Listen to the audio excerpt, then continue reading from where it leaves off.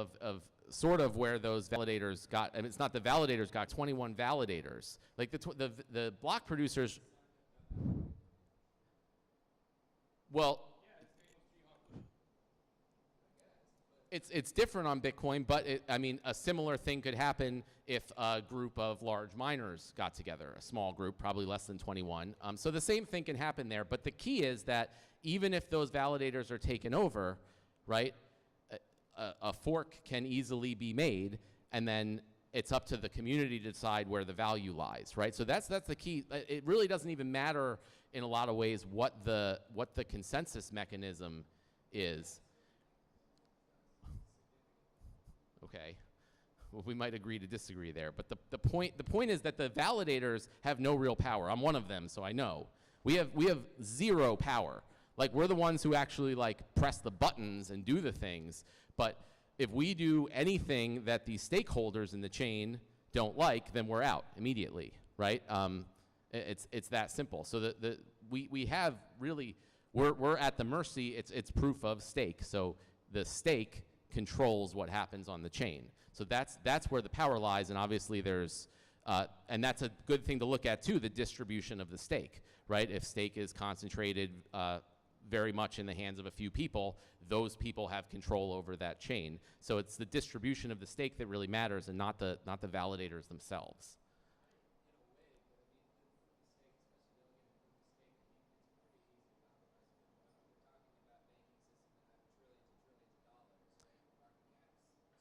Well, that has to do with the value, not the value of the chain is very important. The more value there is in the chain, the harder it is to take over. That has nothing to do with proof of stake or proof of work, because if Bitcoin or any proof of work chain had the same market cap value as say Steem or whatever, it can be taken over just as easily. I mean, the government with trillions of dollars, if they wanted to.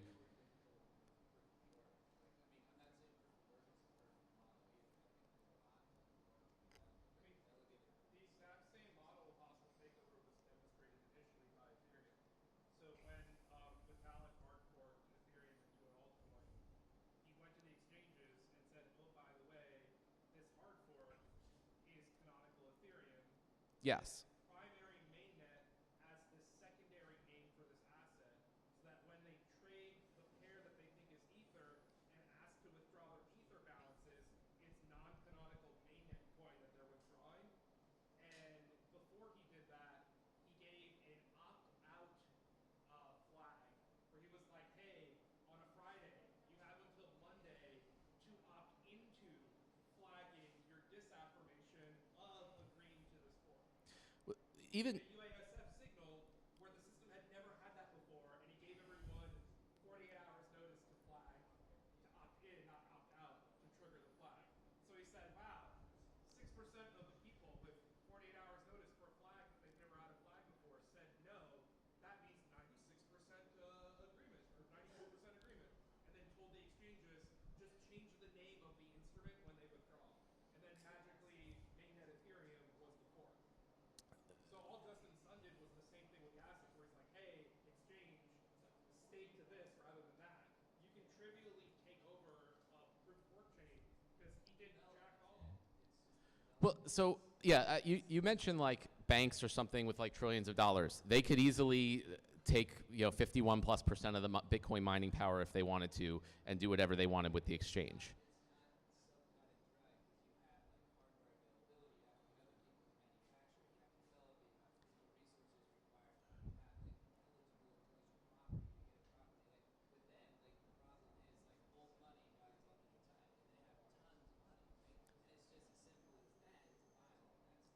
Well, to me, it all comes down to money, and it's the same no matter if you have enough money, you could take over a chain regardless. So the more value the chain has, the more resistant it is to that. I don't think. I mean, there's obviously a lot of benefits and drawbacks to different consensus mechanisms, but ultimately, to take over a chain, it's a matter of having enough money. Colleagues, we can talk about this separately. This could be a very, very good debate, and with Jonathan also. Sorry, I know it took up a lot of time. We got to keep this going. We could probably do this early afternoon. If you want to stick around, we can hop back on this. I'm going to be here all day. Perfect. All right. I don't think Jonathan's going anywhere. Matt Rosen, thank you very much. So that's gonna wrap it up for our gaming session. Next up is this guy named Tone. Get in here.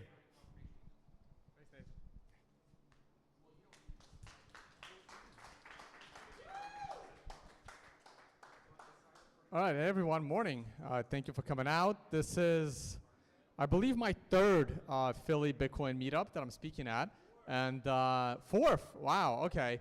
Could have been my fourth. It is upgrading every time. Ken Bozak's not here. Who was at the very first Bitcoin meetup I spoke at? It was at the train station before it was remodeled, and as nice as it is now, it was not that nice about 4 years ago. Yeah, so it's great. Thank you for inviting me. And I don't have anything prepared, so this should be nice and fun. And I was listening to the presentation about Steemit.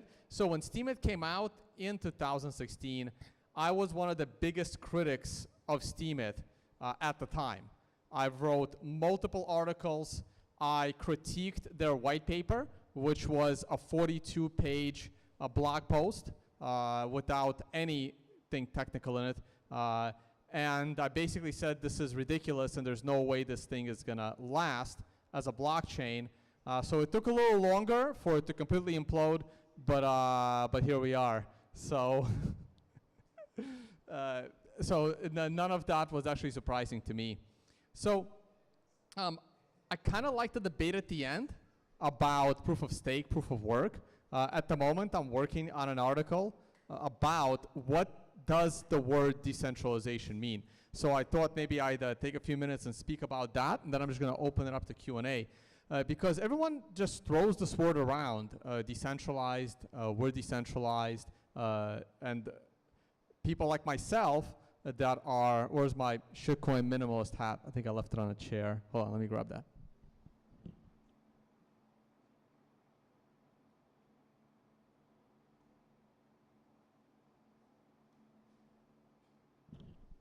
So the shitcoin minimalists like myself always talk about other projects as being centralized. But what does that mean as well? And I don't have any slides for this yet. I'm going to put some slides together for the next time I do this talk. And to me, there are varying degrees of, I guess, decentralization. But it's even hard to say that Bitcoin is decentralized because there's no clear-cut line. I believe that Bitcoin is sufficiently decentralized. And I'm going to explain what that means, but the goal of something being sufficiently decentralized is that all the effort being put into it, every point going forward, is done with the intention of making it more sufficiently decentralized, not less. This is why the block debate in the Bitcoin space got a little bit extra heated because of that concept. So to me, what does it mean to be sufficiently decentralized? Well, Bitcoin has three elements that make Bitcoin decentralized. In no particular order, they are the Bitcoin code base, the programming that goes in to coding the Bitcoin core client, the mining structure that processes and orders the transactions, and the full nodes that anyone can run at a reasonable cost. It's not too expensive. The total block size is not that big. Jonathan can feel free to call me out if I say something stupid. And the third element is running a full node where you get to process and validate, validate your own transaction. So these are the three decentralized elements. Now, each one of them independently should also have sufficient decentralization. So if we break them all down, if we look at the code of Bitcoin, I can't say that Bitcoin has the most developers. Ethereum can claim that they have more. And it's also subjective to say that Bitcoin has the smartest engineers. Well, it's definitely subjective. I'm sure the engineers at Tesla and at Google are top notch. But as far as the crypto space is concerned, it's probably incorrect to say that Bitcoin has the smartest guys. I'm sure some shitcoin has some genius coding it because he wants to print his own money. But it's the combination of high-level skill and quantity that separates Bitcoin, that combination. And these developers don't always get along, but they see the bigger picture and they're able to work with each other. And no one is in control of the Bitcoin code base. Not a single company. I know Blockstream gets a lot of slack for it. Chaincode Labs hires a lot of developers. This year alone, we had a few developers that are now being independently sponsored by companies to help program Bitcoin. So I believe that the Bitcoin code is being coded in a decentralized way as open source with the best practices. The other one is mining. And I also believe that mining is somewhat decentralized, even though there is an argument there. But there is also efforts being made to make mining more decentralized. Right now, most of the mining is being done in pools, and even some of the companies that used to mine solo, like Bitfury, I heard they joined the pool as well. They joined Slush Pool, which is a pool that I was mining on as well. They try to be as fair as possible. So right now, the pool itself still has some power, but new projects are coming out that will allow the users of that pool to basically have a lot more power. So then mining will once again be decentralized. Sure, there are some regions that are more advantageous. A lot of mining was happening in China. I believe not as much anymore. It does spread around the world. It can concentrate in some areas. But Bitcoin mining itself is still pretty decentralized. And finally, we have nodes. Again, there are other projects in crypto that can claim that they have more nodes. Those claims are, if you start digging into those claims, you're going to find a lot of problems with that. For starters, like when Ethereum says they have a lot of full nodes, those aren't full nodes. What Bitcoin refers to as a full node, in Ethereum, they call that an archive node, and like nobody runs that, like 3 people. It's incredibly hard to build. So their full nodes aren't really full nodes. And it was proven when Bitcoin Unlimited or Bitcoin Cash was claiming how many nodes they had, and then Amazon Web Services goes down, and then like 80% of the nodes get offline because one guy was just funding like 80% of all the nodes. So the Bitcoin numbers on their nodes are somewhat accurate, and we would love to see more nodes. The more nodes there are around the globe, the more decentralized that particular element of Bitcoin is, the nodes. And the reason I talk about them 3 independently is because of these ridiculous arguments that people make, and I've been in some with, for example, Nouriel Roubini, where he says, well, Bitcoin is centralized because all the mining is done in China. And it's a hard statement to debate because, first of all the mining is not done in China. It never was. And second, Bitcoin mining centralization does not mean Bitcoin centralization. You still have nodes and you still have code. So even if all the mining was done in China, and even if all the mining was done by one company, which is not going to happen, that doesn't mean that Bitcoin is in trouble, because the nodes don't have to accept their blocks. They can hold off. Obviously, all the mining is not going to be done by a single company. But this is why when a single pool manages to get 51% 51% hashing power, that doesn't necessarily imply that Bitcoin is going to get 51% attacked. And the last time a pool did get 51%, that pool was gone within 6 months. It was ghash.io, and they went from 51% to 1% in 6 months. Some could say that last time that a pool got 51%, they made sure to never be seen having 51% again. That's possible as well, because it's also a lot about perception and panic. And the last thing that a miner wants is to destroy their revenue. So the Bitcoin network was created with a lot of game theory in mind by having these 3 parts check each other. The developers of Bitcoin will not put code out that they don't feel will be accepted by the other 2 parts of Bitcoin, the mining and the nodes. The nodes will only run software that they feel is legitimate from the Bitcoin core developers. And that's why so many eyes on the code are important, because if someone wants to sneak in some kind of a backdoor or some kind of traceability on transactions into the Bitcoin code, that's going to be a problem, and the nodes are not going to accept that.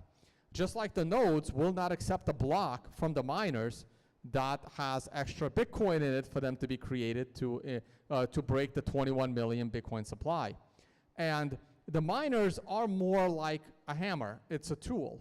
When the miners were given a little too much power to have an opinion on what gets in, because the developers and the users and the full node operators all wanted something, the miners decided to hold the network hostage. The miners got themselves in a little bit of trouble, and companies like Bitmain are still in trouble from that, losing a lot of market cap in their company. So this is the dynamic. And the amount of coins that people have is irrelevant to Bitcoin's decentralization. So the other arguments that people like to make that Bitcoin has problems is, well, 1% of all the Bitcoin addresses have like 80% of all the coins. Again, terrible statistic, inaccurate. They're using addresses that are like Coinbase address or other exchanges that are pooling them together for people. But even if that was true, because Bitcoin is proof of work and not proof of stake, the amount of coins one person has doesn't matter, because that does not contribute to them having more say in the system. Sure, they can run some companies. I mean, Roger Ver had a lot of coins. He was very Bitcoin rich. He ran a lot of Bitcoin companies, and here we are today, where he's focusing on Bcash, which I can't believe is still alive, but just like Steemit, sometimes I'm off on my timeline by a few years. So we'll still have to wait and see. And anytime some other chain starts to make the claim that they are decentralized, break it down from these three properties: coding, nodes, and mining. So if your blockchain does not have any mining, I can't see how you can possibly be more decentralized than Bitcoin, because you've just removed an entire third of maximum decentralization. You just removed a third of it. So by not having mining, your nodes are usually picking up the slack. So now, having the control of the nodes, or a small number of nodes, basically allows you to centralize the system. So even if you have a lot of different nodes, you still will not be as decentralized as something that has nodes and mining. The bigger issue that all of these other projects have is the centralization in the code. You usually have just one or a small group of leaders that control the code. And because a small number of leaders control the code, the only nodes that matter are the nodes that these developers greenlight. And again, this is the big issue with Ethereum. Now, Ethereum still has mining. So mining actually is the only part of Ethereum that is decentralized, because nothing else is. Because of the inability to easily build a node, and because Ethereum code is obviously completely centralized, the only thing they have going for them is mining, which ironically is something they want to eliminate. And at the moment, that's the only thing that's keeping their system decentralized. So once they remove the mining structure, which I don't believe that they will be able to, it's funny, I'm like reading articles from like 2016 about how Ethereum is about to go proof of stake, and they're not even close yet, it's already 2020. And once they go proof of stake, the number of coins you own becomes a huge element of how centralized, decentralized you are. And the rumors, I believe that the rumors are true, that the main reason to bail out the DAO was to prevent one guy from having, 2 or 3% of all the Ethereum, because that person would have a disproportionate say in the future of proof of stake in Ethereum. So they had to do that to prevent one guy from having too many coins. Yes, correct. We have, and that's a big issue, especially when Ethereum, like 80% of their coins were pre-mined and sold as an ICO, and most of them were given to the developers. So these are all of the issues. So we can break down all of these coins one by one, and you want to pick at these properties. I mean, the funniest one, of course, is Ripple, where the code is completely centralized. They have no mining, and I don't care how many nodes they say they have around the world, only one node matters, the node at Ripple Labs. Jonathan? Monero. Okay. So Monero and Litecoin are two of the ones that will come the closest. So Monero still has a fairly decentralized mining, so that's good. They're not planning to go proof of stake anytime soon. Now, I don't know how many people run a full node on Monero, but it is significantly less than Bitcoin. That I can't see that being debatable because almost nobody uses Monero. And the coding on Monero is certainly more centralized than Bitcoin as well. I don't know this number at all, but if you could figure some sort of per capita for Monero comparative to Bitcoin with the full node, Sure. like orders of magnitude different than Bitcoin. No one knows. I'm not saying. Right, and that's the thing. Like a lot of these statistics are like someone will have to dig into it, and it's not going to be me. So like that's not the research I want to do because I am writing up this article, and I'm like trying to look into how decentralized the Bitcoin code base is. And people aren't really doing this research. I found one article from a year ago that actually broke down how many developers have committed how many lines were removed from older developers, how many current lines of code from certain developers are there, and all the data is there. It's all publicly available on GitHub. But putting that data together, even for Bitcoin, people aren't doing it, and that's the important one. So if people were to actually start doing this analysis on the code base of all these other projects, assuming they are all publicly available, because if they're not, forget it, you will, I am pretty certain you will see a huge centralization in by just very few developers. And so you can go to every project. Again, Litecoin, if you think Bitcoin mining is centralized, Litecoin is like 3 times worse. That you can see.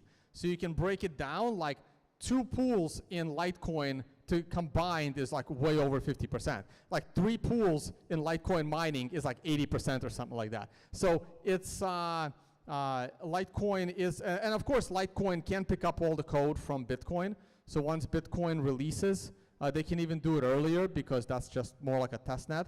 So I think it's a Stratum 2 that's coming out that's gonna make mining more decentralized. But that's how you wanna break these projects down. And Bitcoin's decentralization is just unmatched, and it can get better.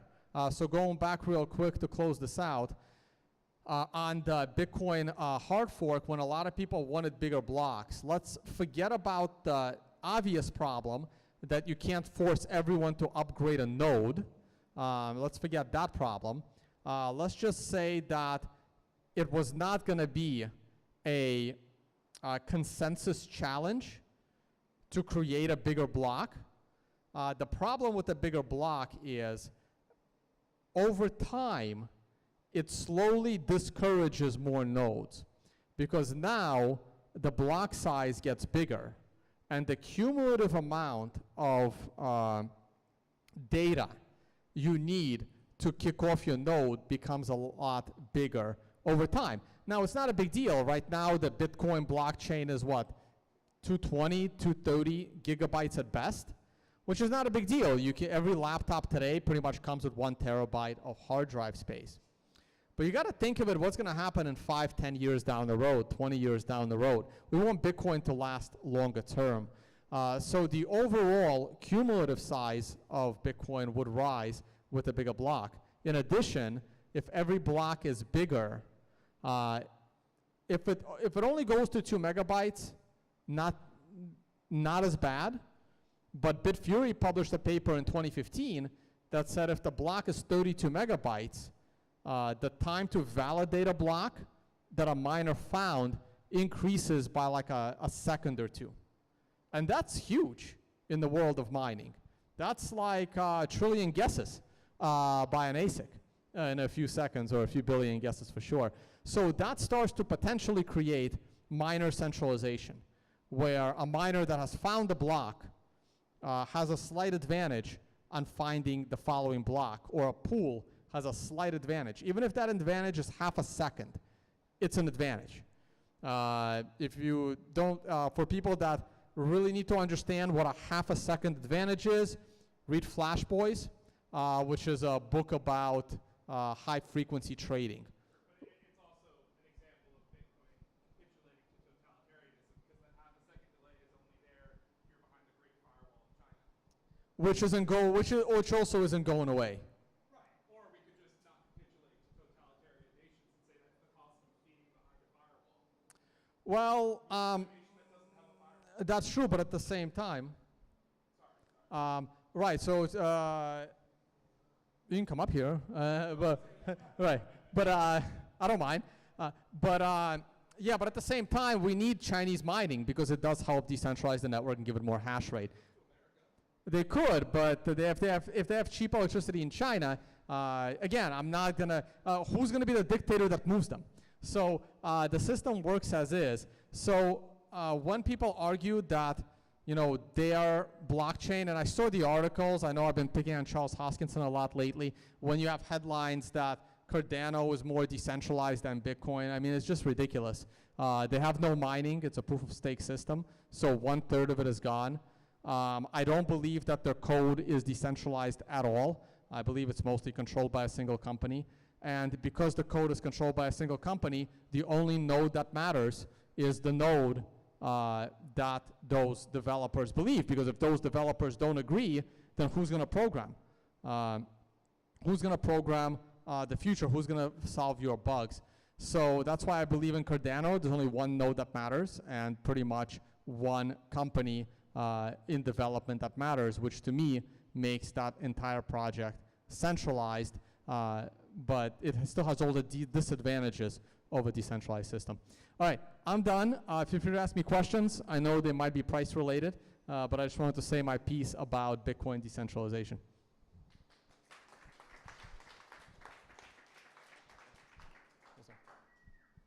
Come on up and talk into the mic.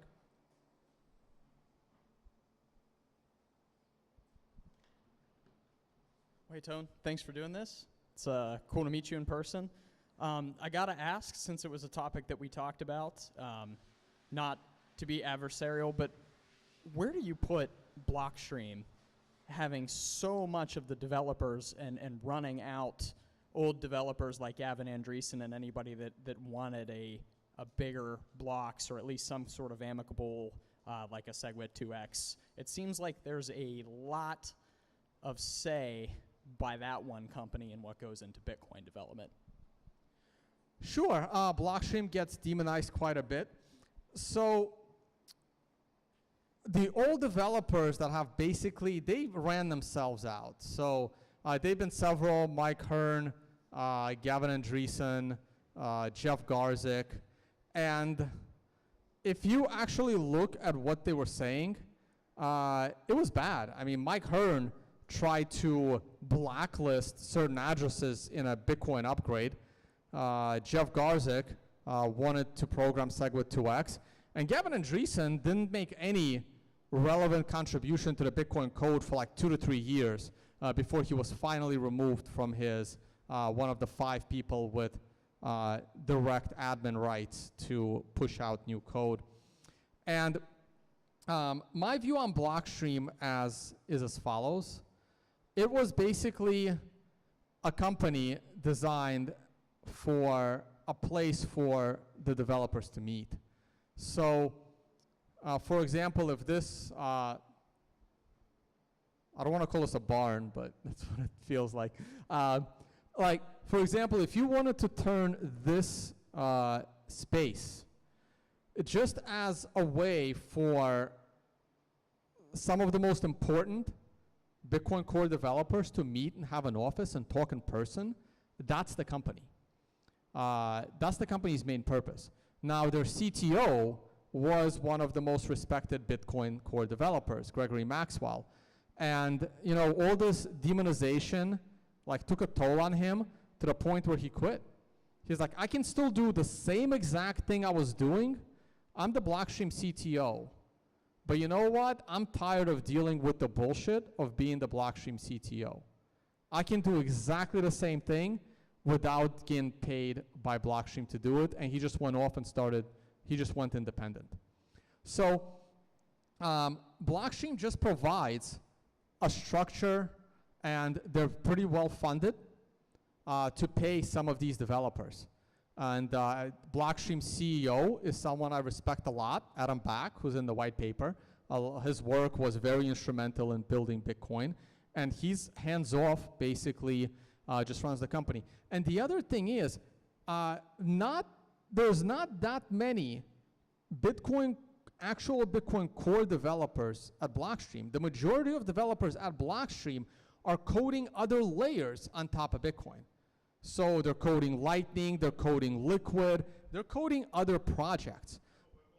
Well, Mimblewimble is, I don't think any of them are coding. Well, he created it, but he's not like actively working on it. Is it? What is he doing with it? It's not going to get into Bitcoin. So what? Yeah, I know, but I feels like, again, I'm not, I mean, I've worked with developers. I was a developer for a very short amount of time. If he's working on Mimblewimble, he's in my non-professional opinion, feels like he's wasting his time because it's never going to get into Bitcoin because you need a hard fork unless someone like Luke Dash Jr. finds a way to make it into a soft fork again. So, right. So this is the unfortunate result. Because there's a lot of smart people at Blockstream that come up with really, really cool ideas, and then this is what happens. I just came up with a really cool idea, but shit, we can't get it into Bitcoin, and then some other guy says, oh, thank you so much, I'm gonna get rich, let me go build a shitcoin. That's basically what happens. That's what happened with Mimblewimble. We have three of them. One of them already failed. So that's what happens.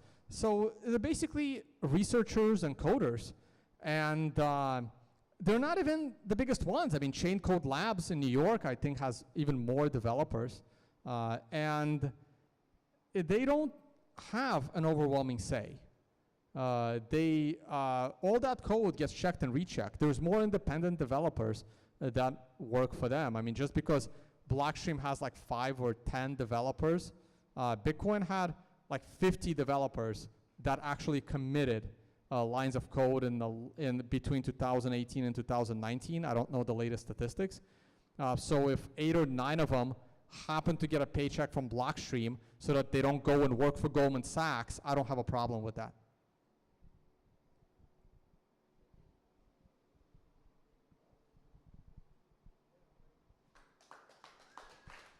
All right, thank you guys. That wasn't too long, right? No, it's perfect. All right, thanks a lot, Tone.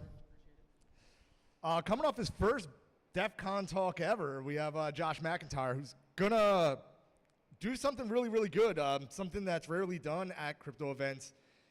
We're doing a hardware demo. We're gonna be doing some offline wallet stuff and explaining them, and just did this talk a little more technically about a week ago. Here, Josh, take it away. Well, thank you, Nathan. Give me like a minute here. I'm going to set up my live stream. I'm going to go direct to my... yeah, I'm going to use the stand, so...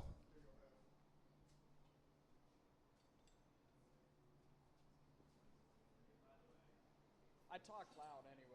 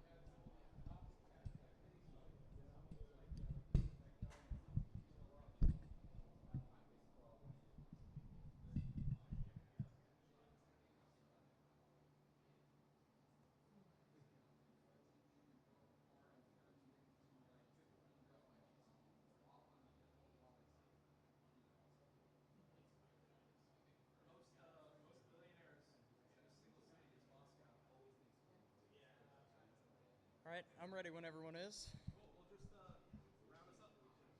Everybody ready?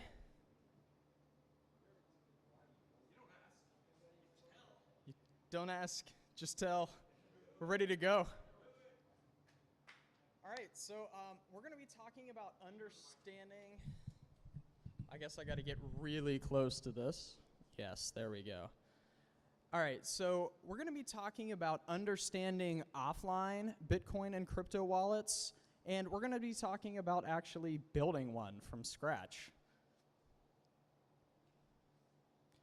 So first, since this is my first talk in person in a long time, I'm very excited to be able to do this. Show of hands, how many of you have used a modern commercial hardware wallet? It's really good to see all those hands. How many of you have been around long enough to have used an old school paper wallet or a raw key pair encoded in some way, like scratched into metal or anything like that? Also cool. So first, a little bit about me, my background, and sort of like my biases and interests.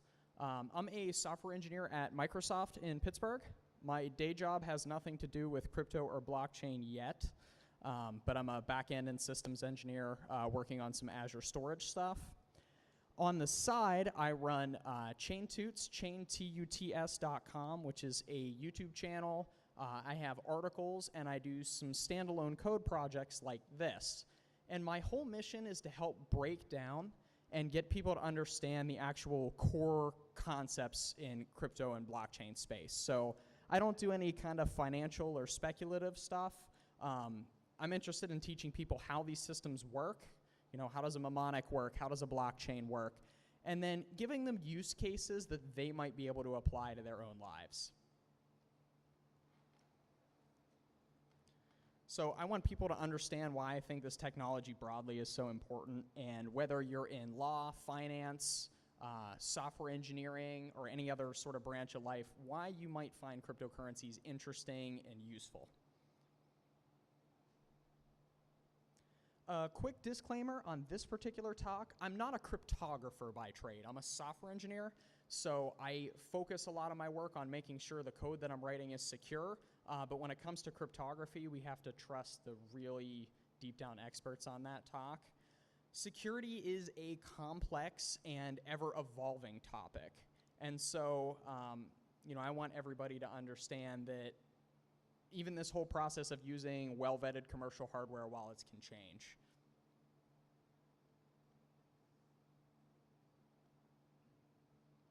So this is a proof of concept that we're going to be doing about building a completely open hardware and open source cryptocurrency tool. First, let's talk about why this is important at all. So I think most of you in the room, since you're crypto OGs and really enjoy this stuff, understand addresses. So an address really starts from a private key, which is a 256-bit random number. That is transformed into a public key using an elliptic curve algorithm. So SecP256K1 is the one used in Bitcoin and most other major cryptocurrencies. And at the end, you do some other encoding, maybe add a checksum, and you end up with a public key hash, which is your Bitcoin address. So this is the public value that you can send money to. And many people that are just getting into Bitcoin don't even quite understand what a wallet really does. What a Bitcoin wallet really does is it generates and secures private keys. Everything else can be generated out or fetched from the blockchain from that information. So when you open up the Bitcoin.com or Koinomi wallet on your mobile phone, or you start up a Bitcoin Core client, what that wallet does is it generates a bunch of private keys and addresses. Now, in terms of actual coin balances and those sorts of things, that is all fetched from the blockchain. It's not something that actually has to be stored long-term in the wallet. So with a full node wallet, that node will download the entire blockchain. And it will take that information, validate that the blockchain that you're downloading from, the node that you're connecting to, is following all of the rules of the protocol. So that means all the signatures are correct. We're following other protocol rules around mining and minting of coins and all of those sorts of things. There are also SPV, or Simplified Payment Verification wallets, that are light clients. They don't fetch the whole blockchain, but they fetch some relevant information from other peers. And some wallets just simply use a third-party API to get that data. So a company might run a farm of servers that are running Bitcoin full nodes, and simply providing an API interface that their wallets can talk to get information about certain addresses. And of course, most importantly, if we have some Bitcoin, we probably want to spend it. I know HODL has become the new hot thing, but I love still spending cryptocurrency and using it when I can. And wallets will sign and broadcast transactions out to the rest of the network. So for Bitcoin and other UTXO-based blockchains, they compose a transaction with spendable outputs that your wallet owns, and signs that transaction and sends it out to the rest of the network so that it can be mined into a block and validated. But what we really want to talk about today is the importance of private keys. Again, ultimately, the most important bit of data that wallets generate and store is these keys. We've all heard the term, not your keys, not your coins. Anyone that has a private key that is for a Bitcoin address that has some spendable amount of money on it, they can take and spend those funds. It doesn't even matter if it's really rightfully theirs. All of this other data can be fetched from the public blockchain. Again, it's public data.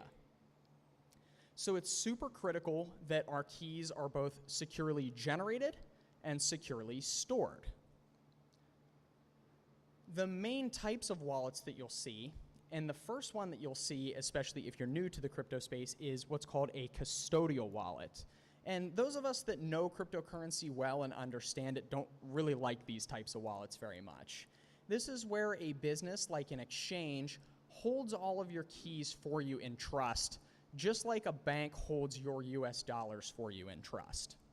These are very convenient on and off ramps for fiat, and they do have the best user experience for very new non-technical users. So there's a place for them, but they're really not what we want in crypto, because the whole point is for us to be able to truly hold our own money. And so then you can talk about online wallets. This would be, for example, the Bitcoin.com mobile wallet that I use frequently for Bitcoin and Bitcoin Cash, Coinomi and other multi-asset wallets, and of course something like a Bitcoin Core full node. And the final type of wallet is what we're going to focus on, which is offline wallets. The most common offline wallet types that you're going to see are commercial purpose-built hardware wallets. So this is the KeepKey, the Trezor, the Ledger, etc.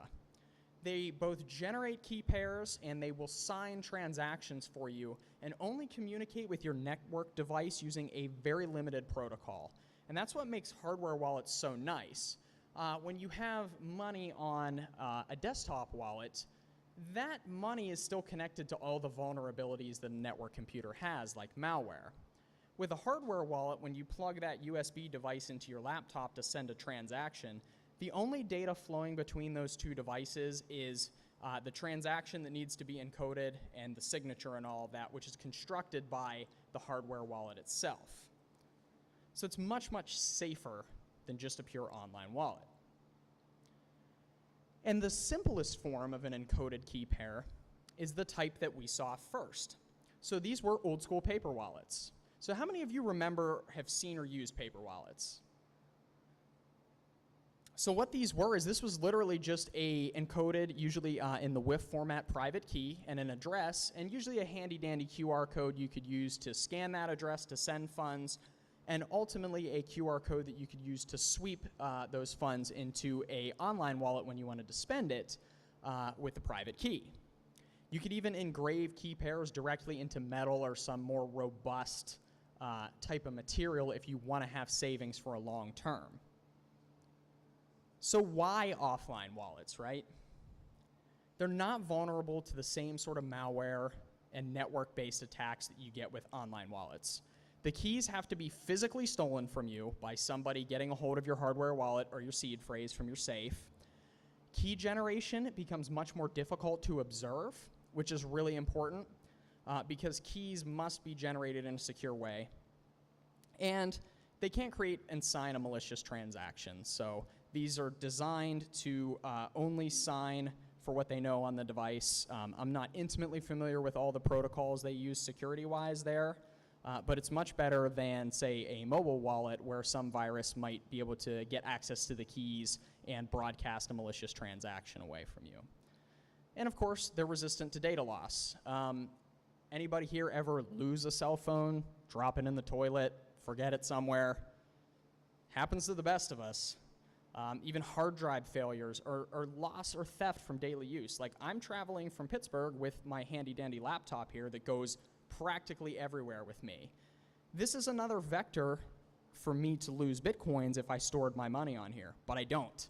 I have a purpose-built device for that, a backup seed phrase, both of which stay somewhere safe and don't get used on a day-to-day basis.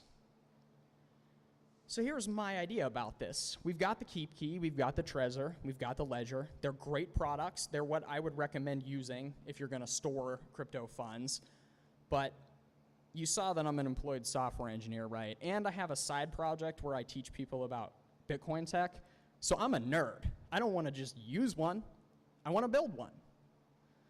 So this project idea was to see if I could take readily commercially available hardware that's even less sophisticated than a Raspberry Pi, and can I code it to generate Bitcoin key pairs for me? I started out getting into tinkering with microcontrollers last year when I did a talk at the blockchain training conference in Denver, and I made a little proof of work simulation with a microcontroller and LEDs that light up and kind of help explain the concept of difficulty in mining. So I'm not like an embedded expert or anything. This is just taking hardware that's out there and taking some of my coding skills and learning how to build on that platform. There's some pretty serious challenges to doing this specific task, though. First of all, microcontrollers are small. They don't have a lot of computing power because they're not designed to do powerful things, right? They're designed to use for home automation and that sort of thing, like Arduino projects that can turn on your sprinklers for you automatically, maybe even if you connect it with your phone or something.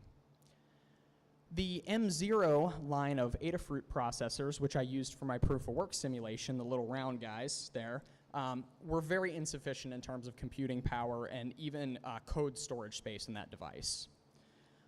The second is we're doing a lot of heavy-duty cryptography here. Most of the cryptographic primitives needed to generate a Bitcoin address from the private key all the way up through the key pair are not readily available libraries on platforms these small. Any programmer can get access to an elliptic curve and a hashing algorithm on a normal PC or even a Raspberry Pi, given that that goes to the operating system level. But for these, I had to figure out from scratch how to get this cryptography on there. And the third and probably most important one for making this project secure is it must have a cryptographically secure random number generator built in, or some way in which to make one. Most occurrences of randomness that you see in computer programs are not actually truly random at all. So if you're playing a video game and you have some randomness involved, like whether or not a wild Pokemon is going to appear when you're fumbling around in the tall grass, they're not using cryptographically secure randomness for that. They're using what's called pseudo-randomness. These algorithms are pretty easy to implement, and they're useful for what they do, but they're predictable. And when we talk about key generation in cryptography, predictability is the biggest no-no. We have to use a system that generates true randomness every time we ask it for a random number. And that randomness comes from things like environmental noise. So answering these challenges, the first thing I did was find the correct platform to write this on. So I don't have any affiliation with this company. I just happen to like their products. I'm using some products from the company Adafruit that's based out of New York. They make a bunch of microcontrollers and hardware that make it easy for people like me that aren't embedded engineers that don't want to pour through C code and assembly to write for small devices. So The M4 platforms, one of them is the Grand Central, which I'm holding right here in my hand. There's even one called the Metro and one called the Itsy Bitsy, and I have the Itsy Bitsy wired up over there as well. These platforms are really nice because they have a robust amount of computing power for such a small device. They could definitely fit on the cryptography code that I needed to make this work. Now, how to get the cryptographic primitives? Well, we, especially in this space, love open source, and we use open source. So I use the open source. I went to and found the Trezor hardware wallets libraries. Their firmware is open source, which is what we would expect and hope for a product like that. And they have standalone, very compact and well-written C code for cryptography. So ECDSA, hashing algorithms, and all of that. So I ported some of the Trezor code that I needed over to my platform, and I'm going to explain a little bit more about how that works in a bit. Now, finally, how about true random number generation? The platform choice actually fixed this for us. All of the M4 line of processors from Adafruit have built-in cryptographically secure random number generators. So another option, if I didn't have this built in, is I could wire up something like an accelerometer to get environmental noise. So you could maybe shake the device or something like that.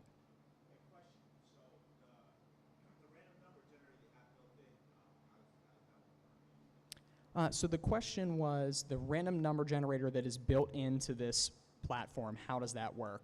I am not sure off the top of my head. I trust it as in I trust Adafruit. I think they're a reputable company.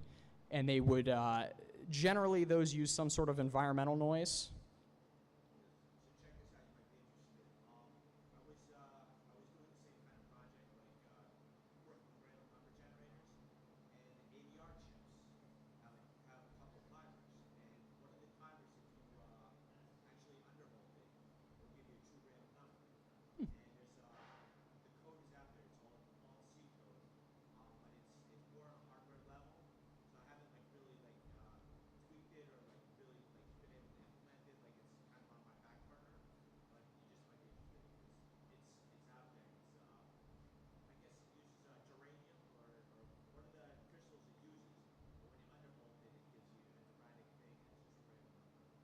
Yeah, that's all a good point. So for those of you on the live stream, a gentleman in the audience was talking about building a similar project, and one of the ways in which he could generate a random number on a platform like this by undervolting a particular interface on the device.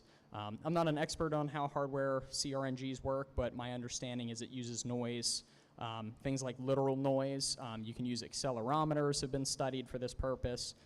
Regardless, we have a source of true randomness that we can use to generate cryptographic keys, which is very important. And how this project is put together is a little bit challenging, but fairly straightforward. To use the C code from Trezor, what I had to do was build a custom CircuitPython module. So Python is a programming language that is built on top of usually a C runtime. And so this particular version of Python, CircuitPython, is designed for these kind of embedded devices. And you can extend any of the built-in modules or add new ones as you like, and I just followed an online guide for how to do that.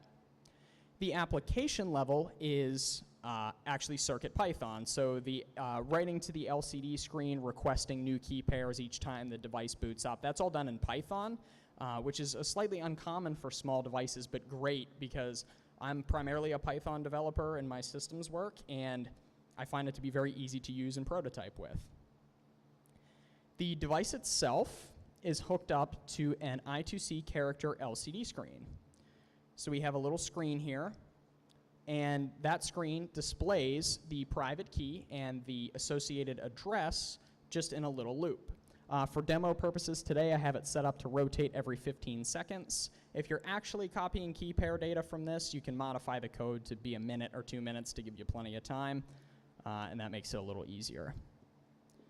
So the supported cryptocurrencies for this project currently are BTC, of course, Bitcoin Cash with cash outer addresses, Ethereum, Litecoin, and Digibyte. which are all the kind of core cryptocurrencies I'm interested in and study. The custom circuit Python module gets a CRNG seed passed to it from the Python layer. So when I start up the device, I use os.urandom in the Python layer, which gets us a secure seed, and I pass that along as an argument to the module function call. This hashes that seed into a private key, generates the public key, and returns the encoded key pair. And that final key pair is encoded in WIF or hex for the private key, depending on the chain. So Bitcoin, Bitcoin Cash, Litecoin, Digibyte all use WIF, and Ethereum uses hexadecimal. And then it uses a chain-appropriate address encoding. So for Bitcoin, I'm doing legacy addresses with this currently. It's base 58, same with Litecoin and Digibyte.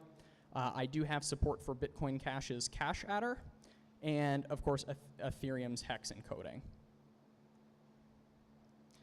The CircuitPython layer generates the entropy, calls the custom module code to get that generated key pair, and displays it on an LCD screen. I also hooked it up to a receipt printer so you could print out your key onto paper if you wanted before you copied it to something more secure, but I primarily have used the LCD screen. So some examples of what the final project looks like wired up. You can use various M4 devices for the core code, and then any of these LCD screens, I have 2 of them now, or even the printer, which I don't use that frequently. But it turned out pretty cool, I think. So what this does, again, is once you turn the device on, it'll generate a key pair for you. It'll show you the address, and it'll show you the private key that you can write down, put into something that's hopefully waterproof and fireproof, and keep it somewhere safe. So now let's talk about pitfalls. And we love to talk about this as engineers and as Bitcoin people and cryptographers and all that. The first one that hopefully might have been obvious to some of you in the audience is the single key pair thing. Single key pairs are way out of favor now for storing Bitcoin keys and addresses. It has been for years. You have to double, triple check that you're copying the address and, more importantly, the private key off of this device correctly. And especially with WIF encoding, which is base 58, it's real easy to get mixed up on, like, is that a capital W or a lowercase w, and that sort of thing. The encoding is just not human-friendly for single key pairs. The data can easily be corrupted as well. If you have bad handwriting, you might not be able to tell the difference between an A with a little squiggly and a Q, both of which are part of the standard encoding. If you write it down on paper, water damage, fire damage, all of those things can cause issues. UI and UX on this particular prototype, it shows the key pair once. Anytime you restart the device, it generates a new one for you. Doesn't provide any security recommendations like, hey, here's what you should do with your super secret keys. And cryptography footguns could be in there. Like I said, I'm not a cryptographer, I'm a security-minded engineer. So I try to use trusted cryptography implementations and double, triple check everything with manual testing to make sure this worked well. And I will say, although I no longer do, I put my money where my code and my mouth is and actually stored some real funds on addresses I generated from this device for a while. So I do know it works. Potential future improvements then. Number one would be to upgrade to a BIP39, BIP32, BIP44 compatible seed phrase generation instead of single key pairs. So how many of you have used a Bitcoin wallet recently and it gives you 12 to 24 English words and tells you, for the love of all things, don't lose these, don't tell them to anyone, put it in a bottle and sink it in the ocean somewhere that you can get back to it. Modern mnemonics are really, really important for safe backups.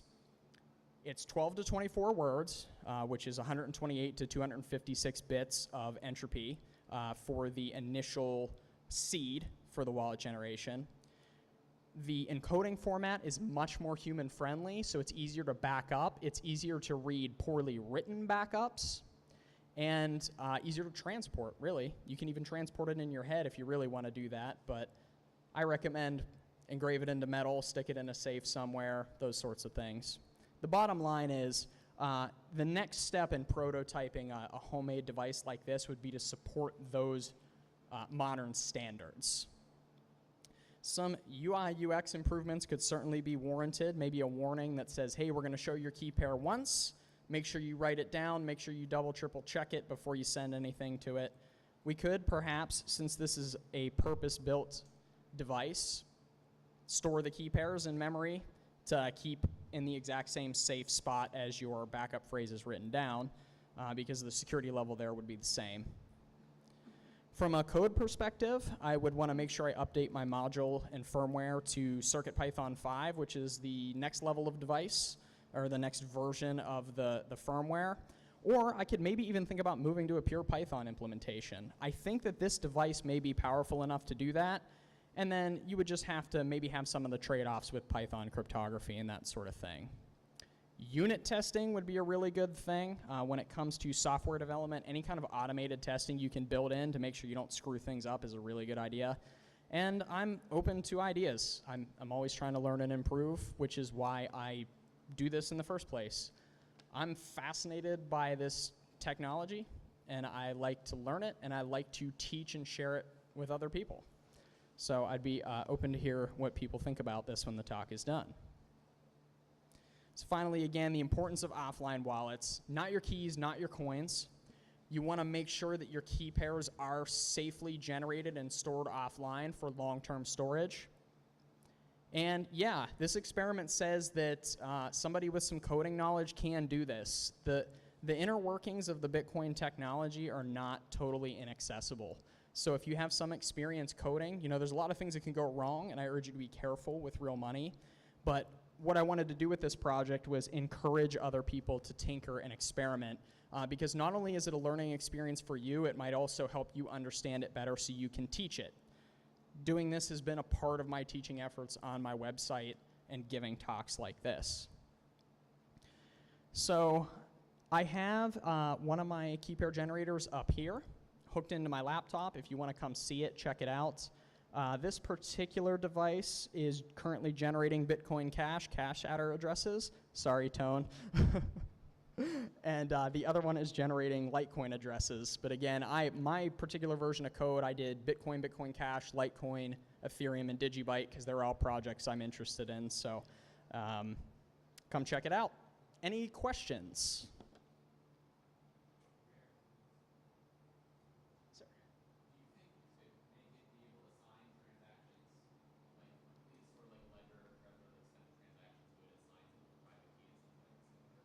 Yeah, absolutely. Oh, yep. So to repeat the question for everyone on the stream, he asked if I could make this eventually sign transactions and that sort of thing. The answer is yes, absolutely. Again, my goal with this was to experiment and understand how this all works better at a technical level. And I think Bitcoin has a lot of a community that has a DIY ethos to it. So I thought, why not apply my knowledge to it?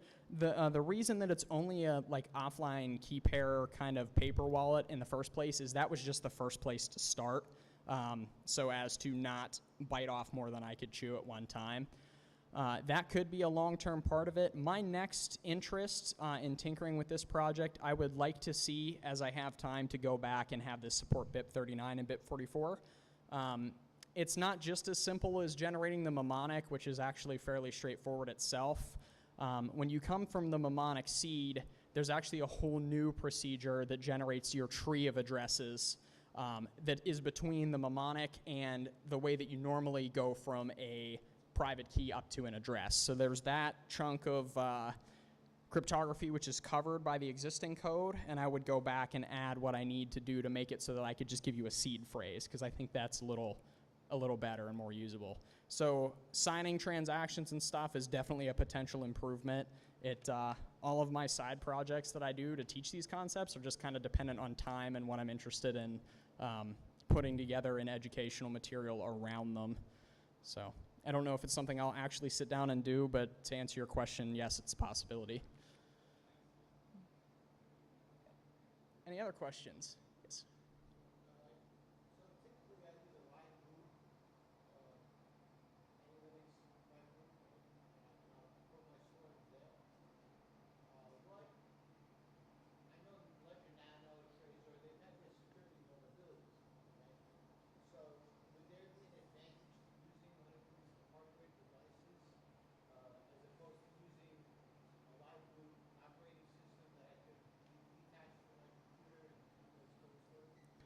Yeah, it just depends on what you want to do. So the secure key generation is definitely a complicated topic. I like the idea of trusting that those engineers, and it's built on open source. They know what they're doing, right? It's a purpose-built device for that. If you have more expertise and you would rather go from a live boot Linux system and build something from there, get your keys, on a non-network device. The only thing that I know of off the top of my head is when you start a brand new Linux installation, you often do not have a whole lot of entropy built into the random number generator yet. So even though it is a secure random number generator, you might want to use it for a while, shake the mouse around a lot, type in a bunch of stuff in the keyboard to help seed that number generation. The biggest thing is really, we want this key pair generation to be done offline on an air-gapped device, because the primary vulnerability that we're trying to mitigate with hardware wallets and offline key pair generation, even if you're doing this like diceware, like some people literally roll dice, pick up playing cards, and encode that as a private key, is it takes away the possibility that some malicious actor on a network is watching that key generation or watching for predictability in that and trying to regenerate the keys that you're using to steal your money. That might even be a better question for somebody that knows that cryptography a little better than I do, but I hope that helps. Yeah, it's not necessarily a bad approach, right? I just would make sure that it's not connected to a network, and that as long as you have sufficient entropy, and yeah, it's not unreasonable. Anything else? All good. Thank you all so much. An extra shout out to Nathan for having me out. It was really great stuff. So hang around and come meet me, and let's chat. I'll show you the devices. Hope you enjoyed it.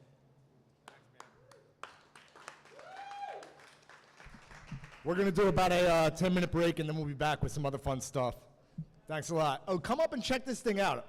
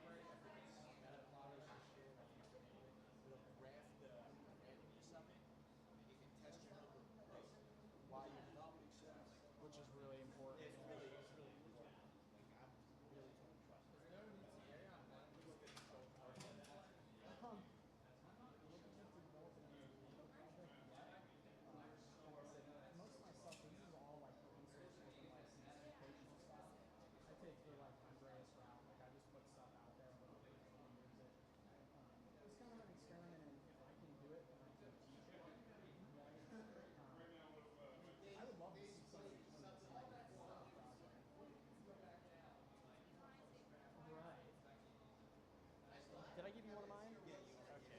Listen, we also want Crypto Club in Jersey, so if you ever want to come out and speak. I'm more than happy to come out.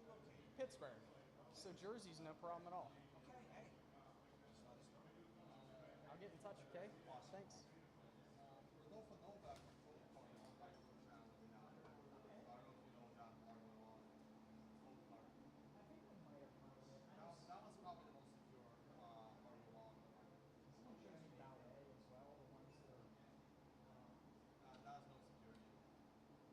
They say they have a method such that nobody's getting the key data, but I don't know if that's true, you know. Yeah. No, I know about him. He was on my conference. He was one of the sponsors.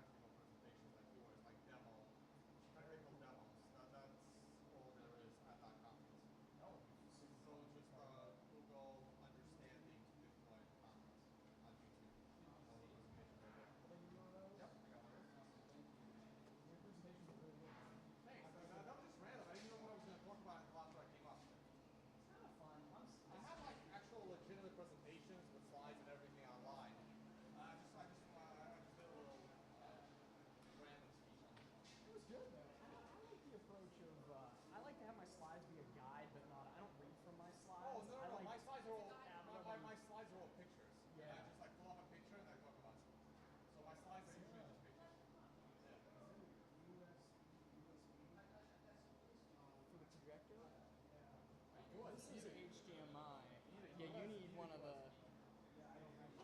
I have everything. I'm thinking what you need because USB. I even have a USB, but I don't think you use a USB.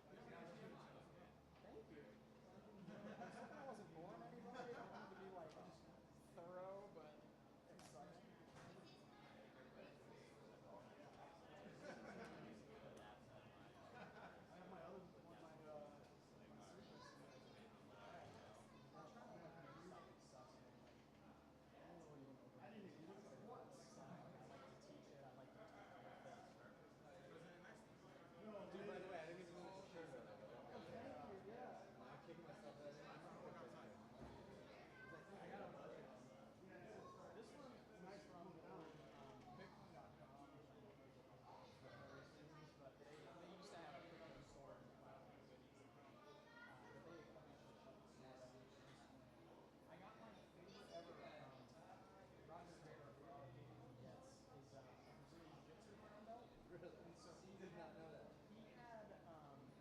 MMA and jiu-jitsu gear on there. So I bought like a Bitcoin match guard with his proof of work and Bitcoin all over it.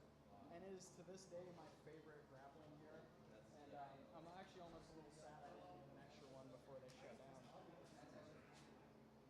So what's the end goal with this? You just try to get it put into like mass production?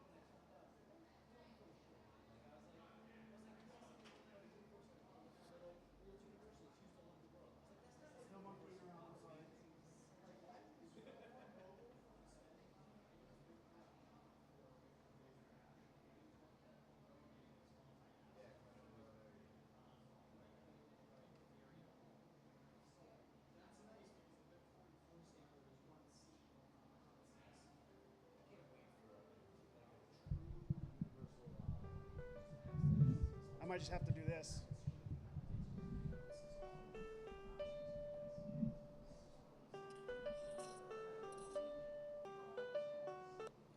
Can you talk a little bit? Yeah, sure. 1, 2, 3, 4, 5, 6, 7, 8, 9, 10, 11, 12, 13, 14, 15, 16, 17, 18, 19. You want me to keep counting or?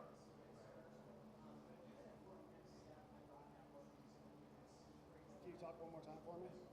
Sure. 1, 2, 3, 4, 5, 6, 7, 8, 9, 10, 11, 12, All right, that's okay. 13. It's good? Okay.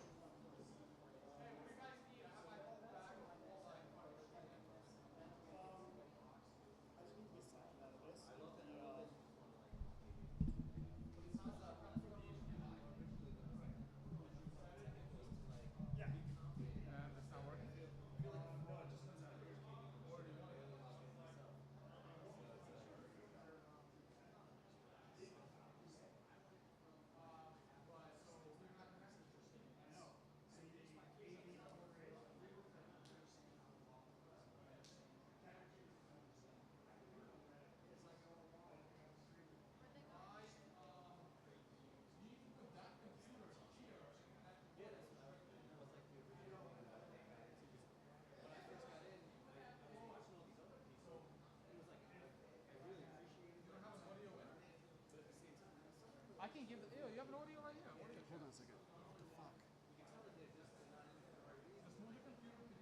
I've been using nothing but my Bluetooth on this thing.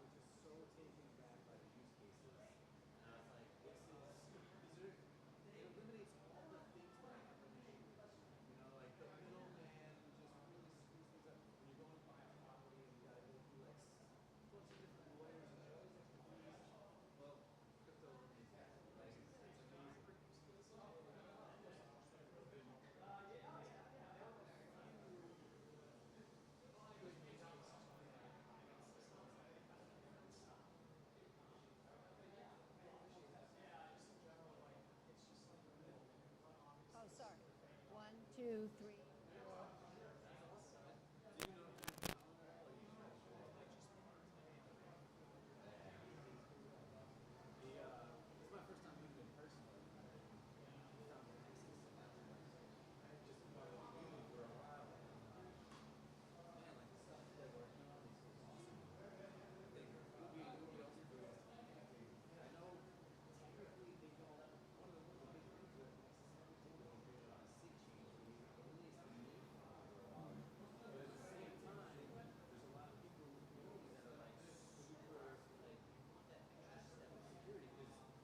One, 2, 3, 4, 5, 6, 7, 11, 12. Going or what?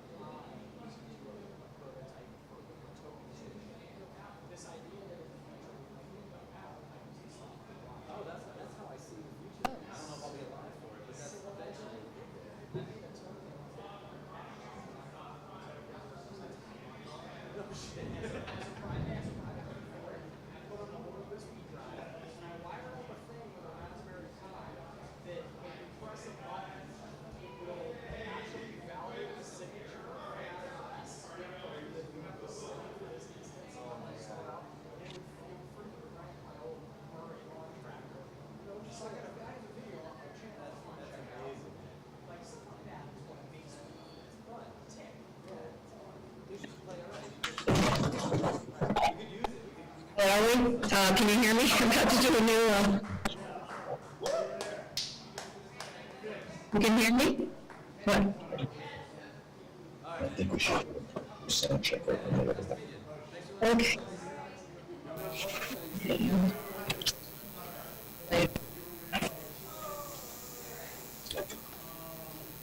Yeah, okay, here we go.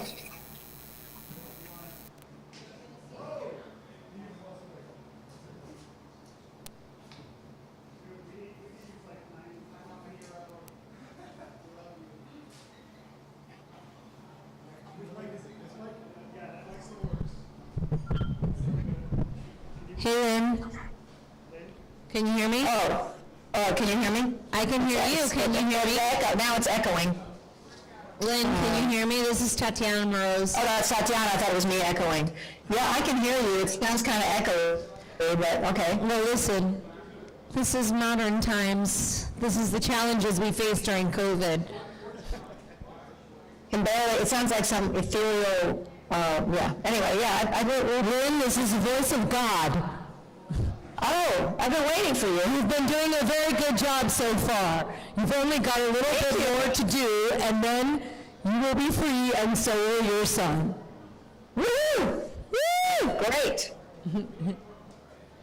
Sounds good. So can you guys hear each other clearly enough? Can you hear me clearly enough? Enough. You look very pretty, Lynn. It does sound like the voice of God, but that's okay. I will, listen.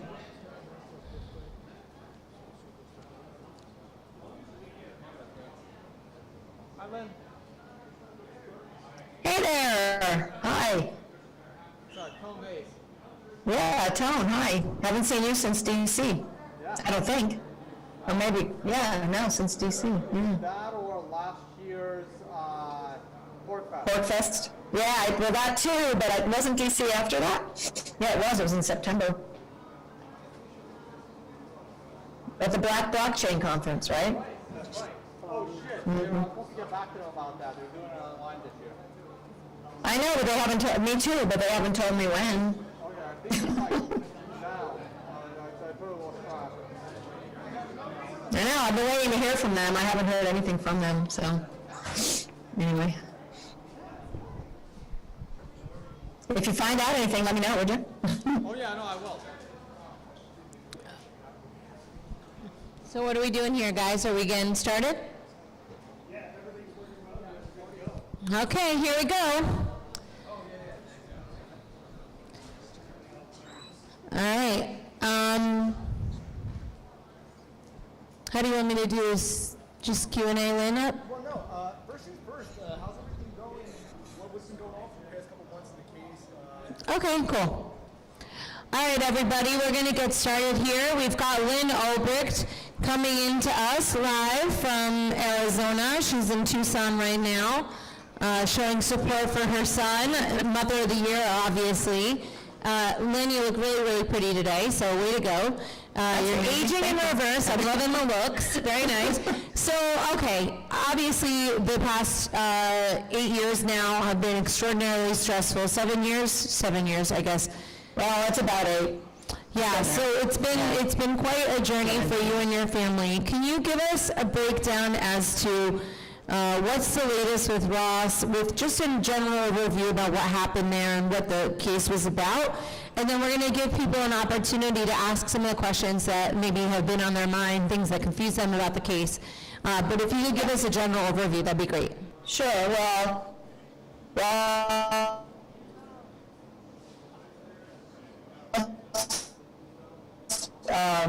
was tweeting on the Paul campaign in 2008 and was very much wanting to promote free markets and have people have an experience of a free market. And he was also very excited about the potential for monetary freedom with Bitcoin, which was not very well known at all at the time.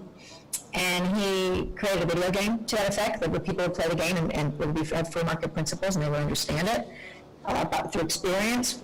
And really wasn't able to get it published, and so he turned to the internet and created the Silk Road website. He's not a computer programmer, he's never been trained in that, and so he had someone else who was actually at the trial help him.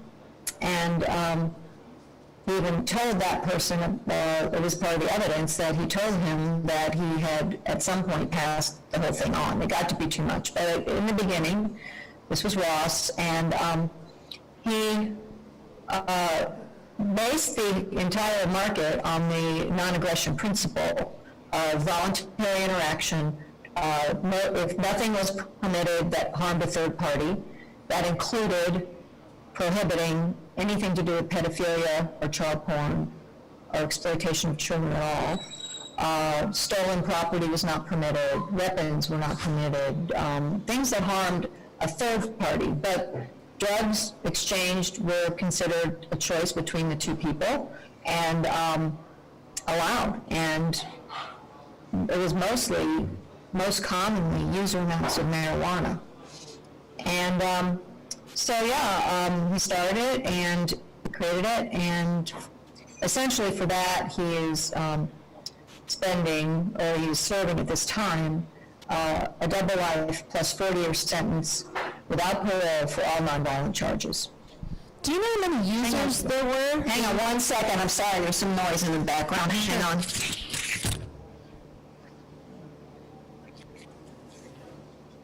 Sorry about that. Okay, go ahead. I said, do you know how many users were on the Silk Road at the time of Ross's arrest? Do we know? Nope, not offhand, I don't know. Okay. I'm sure that information's available somewhere, but I don't have it. Okay, so now he's serving double life plus 40 years for all nonviolent crimes. What kind of crimes were these exactly, and do they affect other people in the way that it was ruled? Can you speak to, like, the actual charges? I didn't quite hear the last part, but do you want to know the charges? Is that what you're asking? Yeah, I'm wondering if the charges actually affect others, because that seems to be something that was a concern, that this case set a lot of precedent. So can you go into the charges a little bit more and why that would be something? Well, one of the charges, actually what he was sentenced on were fewer than the original convictions because they were redundant, and that's something that the government does, is they pile on anything they can think of, even if it's redundant and repetitive, to make the person have more charges and have more, sound really bad to the jury, and all that. So the 5 charges that he was sentenced on, that really are the ones that matter, and they're basically the same, is conspiracy. Most of them are conspiracy charges. So not that he actually sold drugs, but that he aided and abetted the sale of drugs on the internet, and was in a conspiracy to do that because of his platform.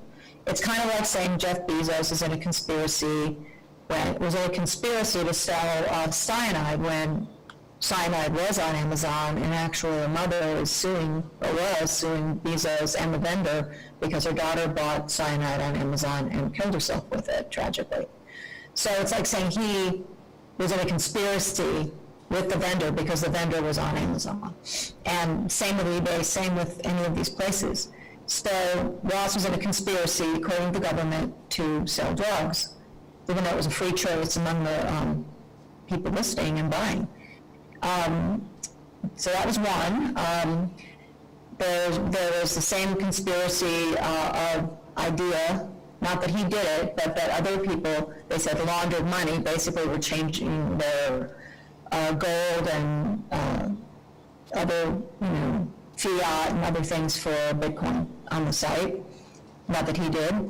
There was a conspiracy to hack computers because there was software that might be used, could be used, never proven to have been used, to hack computers. Not that he did it, but that it was on the site. Someone offered it for sale.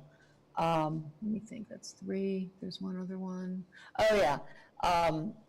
Same thing with the conspiracy to traffic in fraudulent identifications. Not that he did, but those were on the site.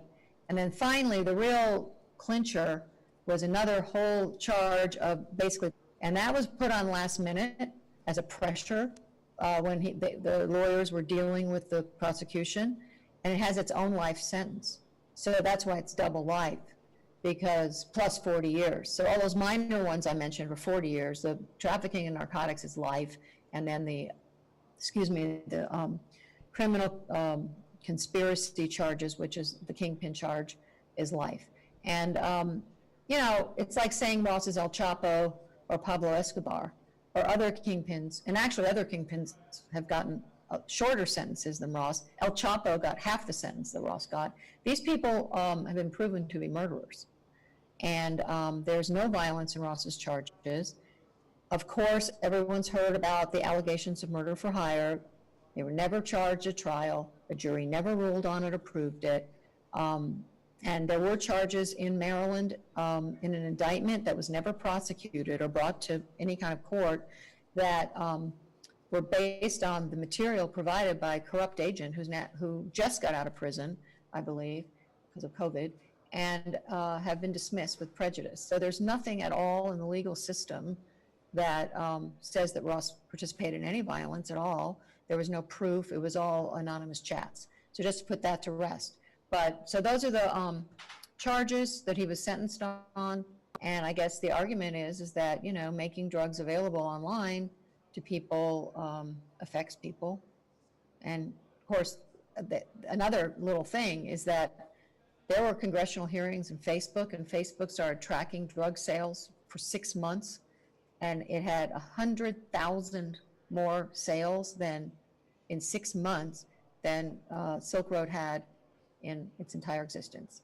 So this is going on all over the internet, and you know, obviously Zuckerberg's not being hauled into court, and you know, Craig Newmark of Craigslist or any of these people, and it's the first time that a website host has been charged with the crimes or the things sold on the site. It's never been done before. So now you guys have gone through the process where you tried to bring it to the Supreme Court. They denied it. They didn't accept the case. That's not something that you can submit more than once. You have in order to be heard, it's not like you can go back the next year and say, oh, but you didn't pick us last year, pick us this time. No, it's one-shot deal. And those are really the points that affect a lot of people, because by the time you get to the Supreme Court, you know, they don't start digging into the details of a particular case. They just want to look at overarching principles that need to be judged and that do affect a lot of people, and they absolutely did, and they rejected them. The first one was a Fourth Amendment problem, because the government, basically it reestablished that the government, without a warrant, in secret, no probable cause, can delve into any of our computers, scarf up what they want, use it how they like, all kinds of private information, without a warrant, with no oversight at all. And this is based on an antiquated ruling, almost 40 years old now, called the Third Party Doctrine. And phones have changed a little bit in 40 years, and they've become, you know, computers. And they have all kinds of relevant information on them, like, you know, medical records, sexual orientation, religious affiliation, political views. And this information can be used to blackmail people, to persecute people, all kinds of different things secretly. And this has been spoken to by other experts like Bill Binney, but they do this. And they can do it legally because of the third-party doctrine. It's not allowed the law to keep up with the digital age. And so our Fourth Amendment rights and right to privacy are being shredded. And we were hoping that, because this was a violation in Ross's case on many levels, and you can read about it on our website, but they punted it. They didn't want to deal with it. And so because of that, we're all left less protected. The other thing with the Supreme Court was the Sixth Amendment violation, which was the judge used those murder for hire allegations to justify her draconian sentence, even though it was never proven or ruled on by a jury, or it wasn't even part of the charges. And this is a violation of the Sixth Amendment, which was written to protect the accused from rogue judges who decide, well, I don't care about it, jury. I think it's true. I believe the prosecutor, so I'm going to, you know, use this. And that's not legal. You know, we were supposed to be judged by 12 people, a jury of our peers, not one judge who decides something. And that has been a problem for a long time. It happens to a lot of people, apparently. Justice Scalia used to write about it and how bad it was, and they didn't choose to address that either. So really, we're all less safe because we don't really have a, obviously fair trial, jury of our peers, and any judge can come in and just, oh no, forget the jury, I think this is the case. And that's obviously extremely dangerous, and we can see the potential for that. So what's going on now? You guys have the one court case, it's like sort of like a Hail Mary, the 2255, I think it is, en banc. And then there's essentially a big effort to get a pardon or a commutation of Ross's sentence.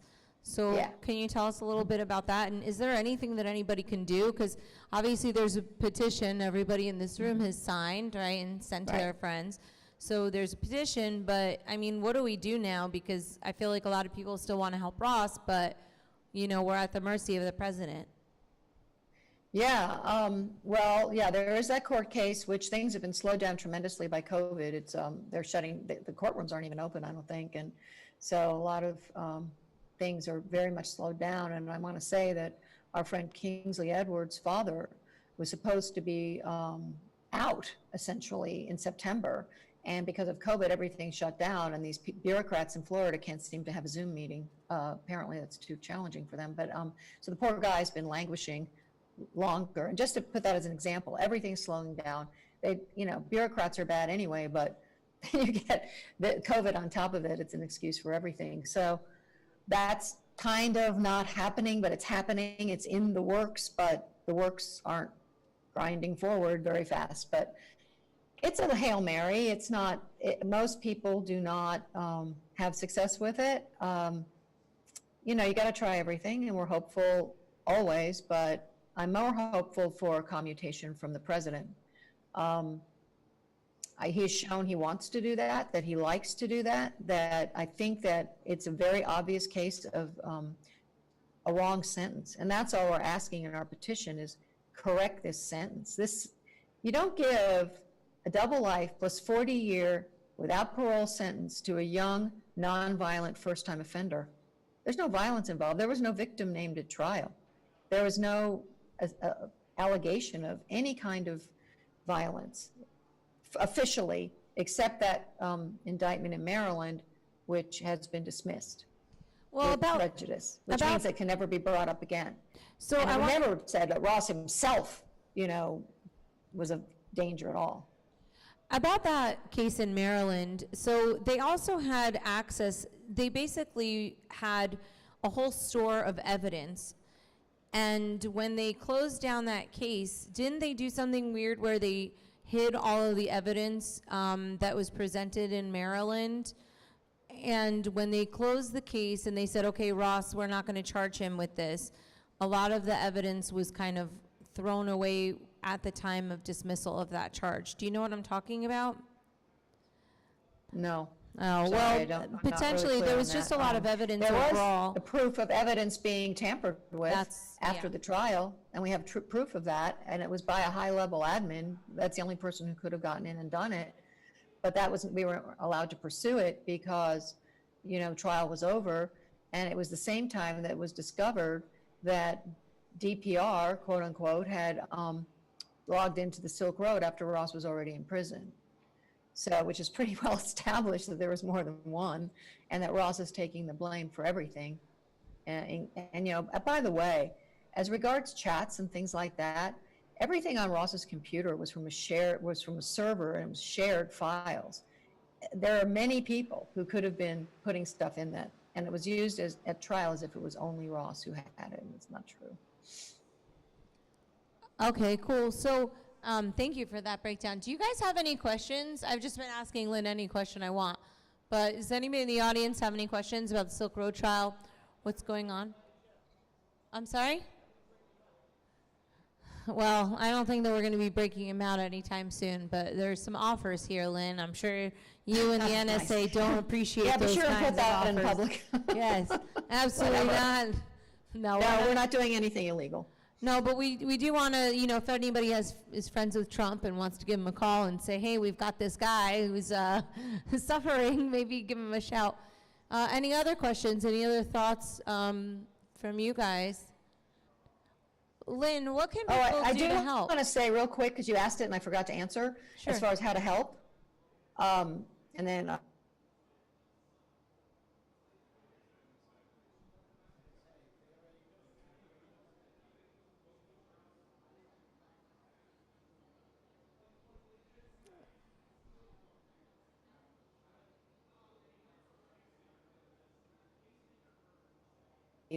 those two guys. But anyway. Hey, Lynn, we just totally lost you for like everything that Oh. you said. So can you just tell you us did? how can you help? You can Okay. start from there. Thank you. Okay, well, anyway, okay, sorry. Can you hear me now? Now we can hear you. It's just the internet is unstable, but now you seem to be in. But I didn't want anybody Okay. to miss that part specifically. Yeah. Oh, so we have over 350,000 signatures on the petition, but my goal is 500,000. I would love to get there, but we're really grateful to everybody who signed it. But if you haven't, please sign it and share it. It's no sure thing, but it represents a movement that I can go to a legislator or someone like that and say, look, this many people support this. How about supporting us? You know, the kind of thing. And then they can go to Trump's people and all that. So it's not an automatic, but it does impress people. And the other thing is, if anybody has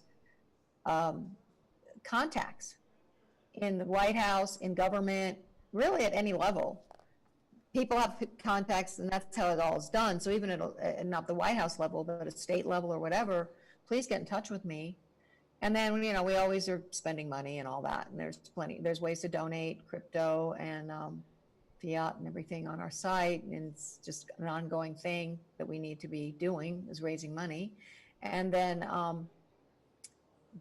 yeah, I mean, those are really the two main things, because we really want to convince President Trump that this is a worthy commutation for him to make. So anyway, I want to just be sure and say that. Yeah, we're all hoping for the same thing. FreeRoss.org, FreeRoss.org, there's a big red banner to sign the petition. It's online. Real easy, takes a minute. Great. Okay, so you guys are going to make sure everybody's signing that. Any other final questions, Lynn? Did you want to say anything else? Anybody in the audience before we let Lynn go for the afternoon? Oh, was there another question or no? I don't think so. I think we're good. Okay, that's thanks fine. so much, Lynn. We love you. Everybody make sure you Okay, go to bye. Thank you, freeross.org. guys. Thank you. Thank you. Thanks a lot.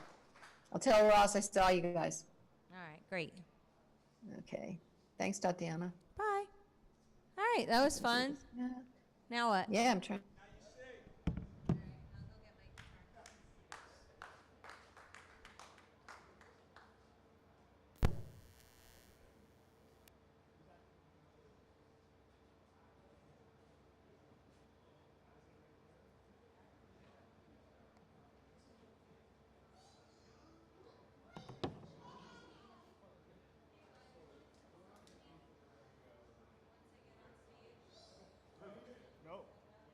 Nope.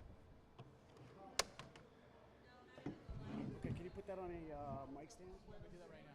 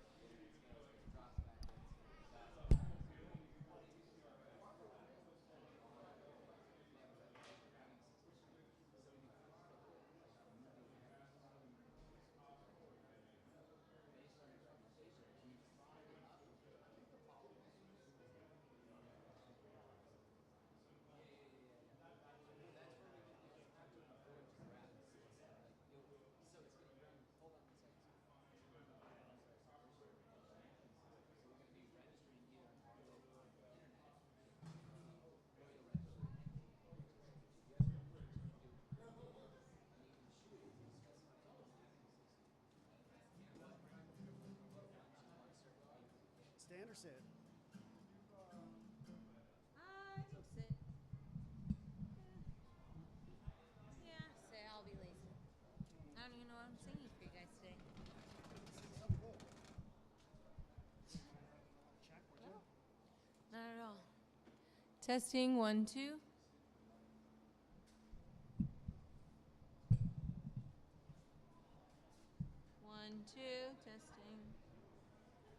Okay. Hello. Okay.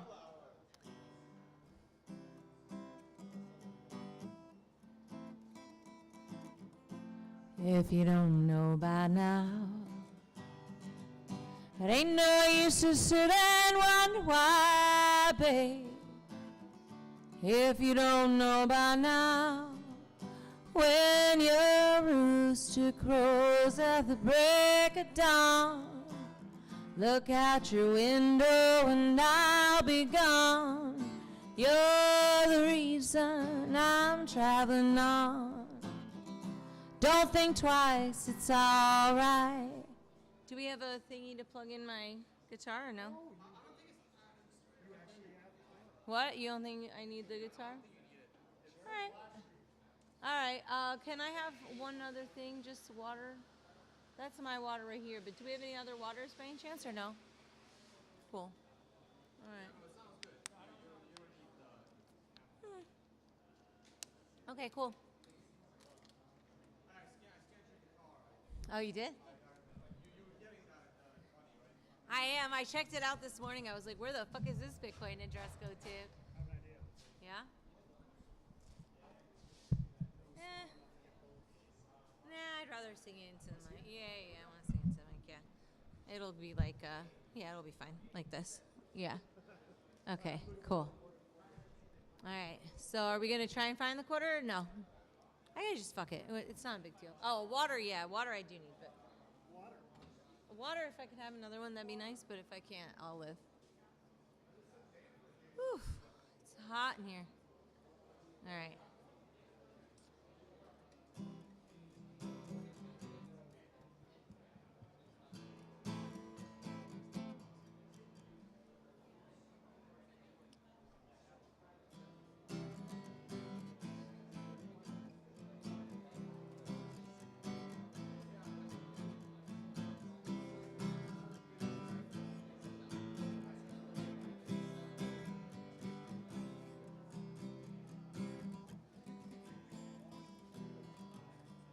Oh, thank you. Oh, awesome. Great, thanks. All right, you're like my hero. All right, great.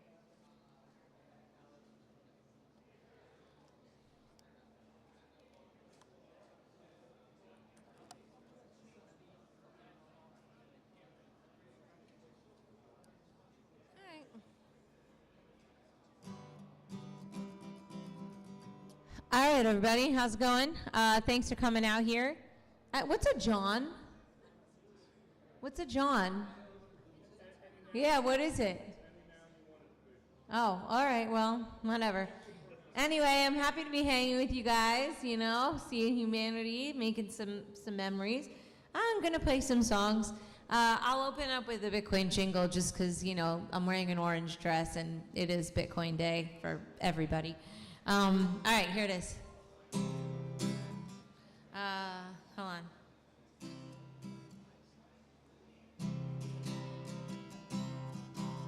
I didn't want to give any of my money to a nation based on war.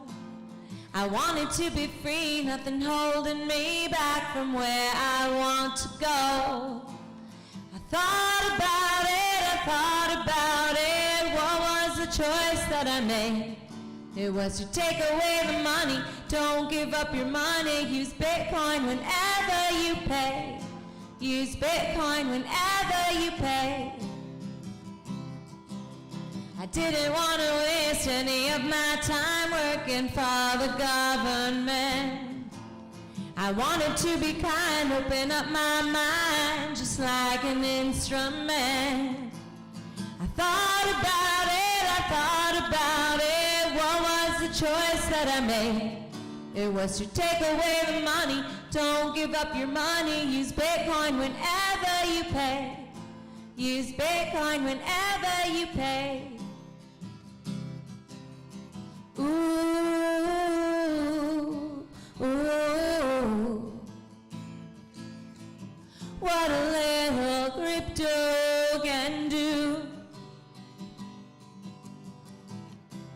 No longer a slave. I don't have to work until the grave. So many times I cried to myself that we didn't have a chance. Nakamoto came along with more than a song, gave the labor back to man. I thought about it, what was the choice that I made? It was to take away the money, don't give up your money, use Bitcoin whenever you pay. Use Bitcoin whenever you pay. Use Bitcoin whenever you pay. Thank you. That one goes out to Satoshi Nakamoto. Okay, so this next song is called Call You Out. Sometimes people do bad things to you and you can't do anything about it, like courts are worthless. Cops are like, oh, good luck with that.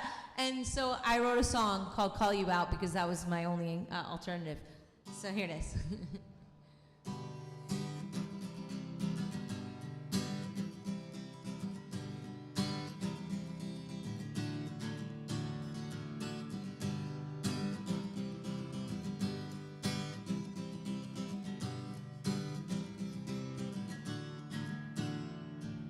I went out to a gig today. They told me I'd be paid to play. I'm counting on it to pay all of my bills.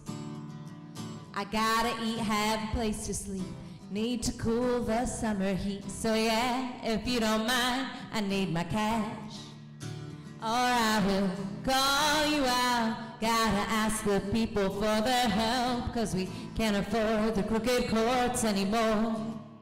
Yeah, we will call you out, 'cause you tell the cops and they won't listen. Benefit of broken systems these days.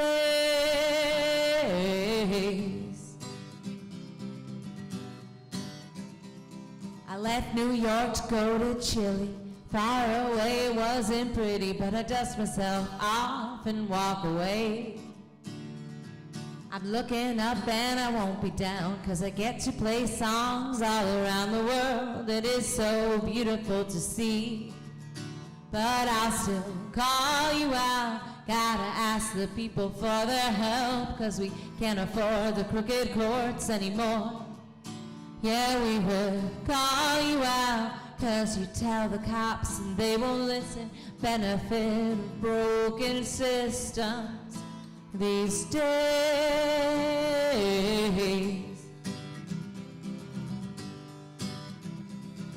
Think that 'cause I'm just some girl you'll frighten me with scary words, try to touch me when I'm on the stage. It feels romantic to be broke, but you know, my friend, it ain't a joke when the bad guy always gets away. But I will call you out. Gotta ask the people for their help, 'cause we can't afford the crooked courts anymore. Yeah, we will call you out, 'cause you tell the cops and they won't listen. Benefit of broken systems these days. These days. These days.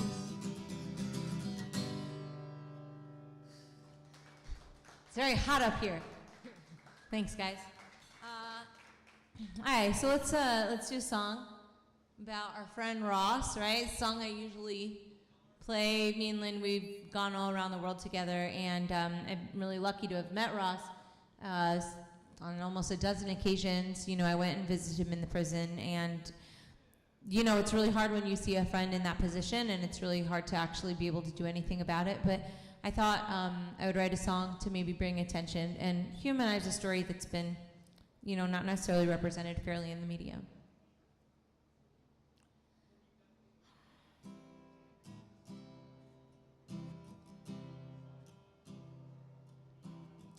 There was a man who did the unspoken. He looked for freedom from the violence. No one is perfect when there's new ground broken. A mess is made and someone gets blamed. He had a dream of harmony as you wish to live out your own. We cannot stand for this, cannot have you fall along the Silk Road.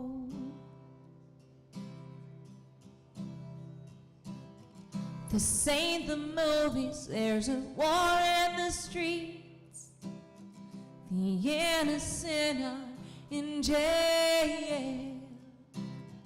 We pray for justice and we wanna be free, and hope the truth will prevail.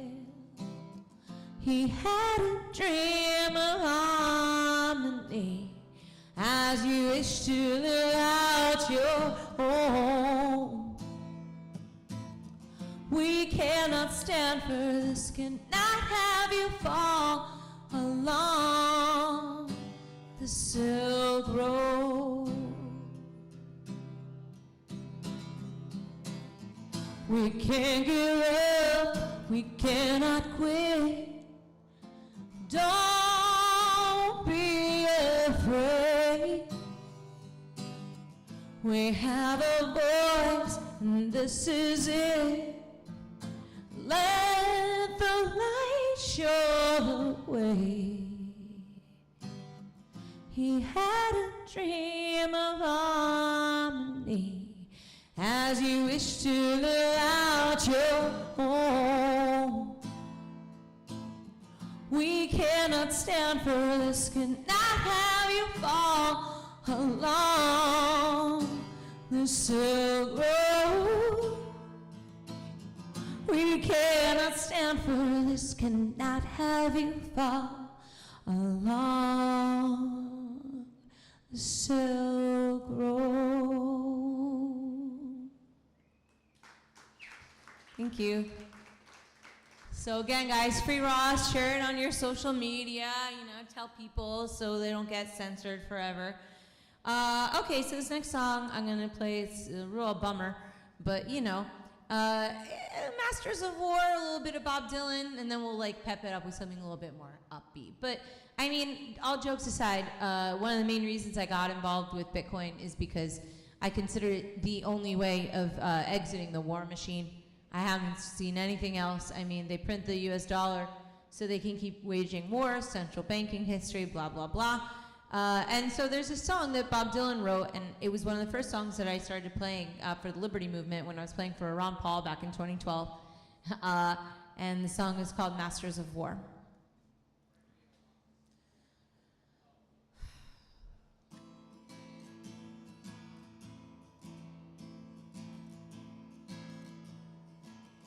Come, ye masters of war, you that build all the guns, you that build the death planes, you that build all the bombs, you that hide behind walls, you that hide behind desks. I just want you to know I can see through your mask. You had never done nothing but build to destroy. You play with my world like it's your little toy. You put a gun in his hand and you hide from his eyes. And you turn and run further, and the fast bullets fly like Judas of old. You lie and deceive. A world war can be won.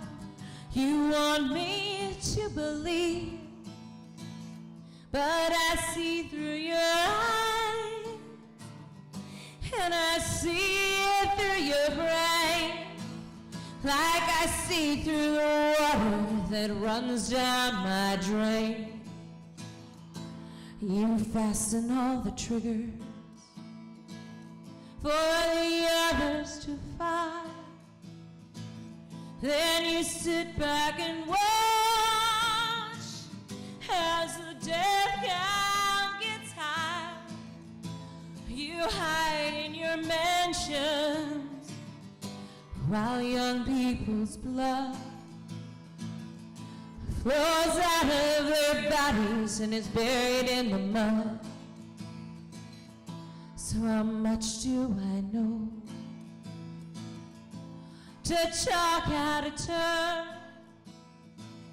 You might say that I'm young, you might say I'm unlearned, but there's one thing I know, though I'm younger than you,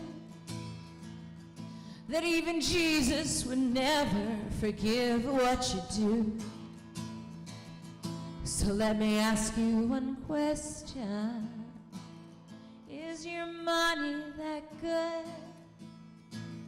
Will it buy you forgiveness?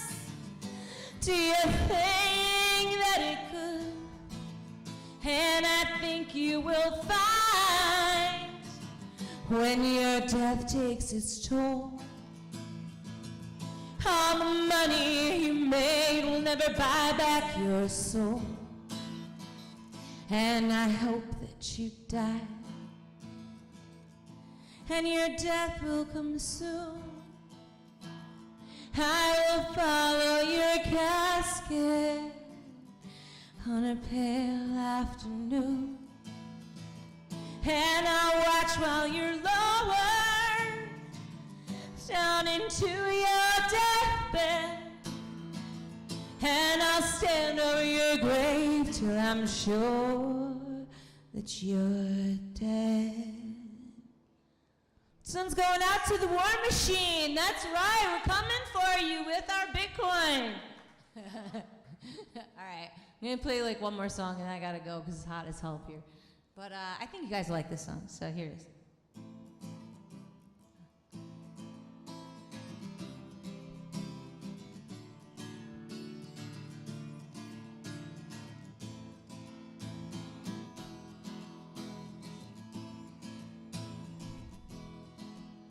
There is a house in New Orleans they call the rising sun,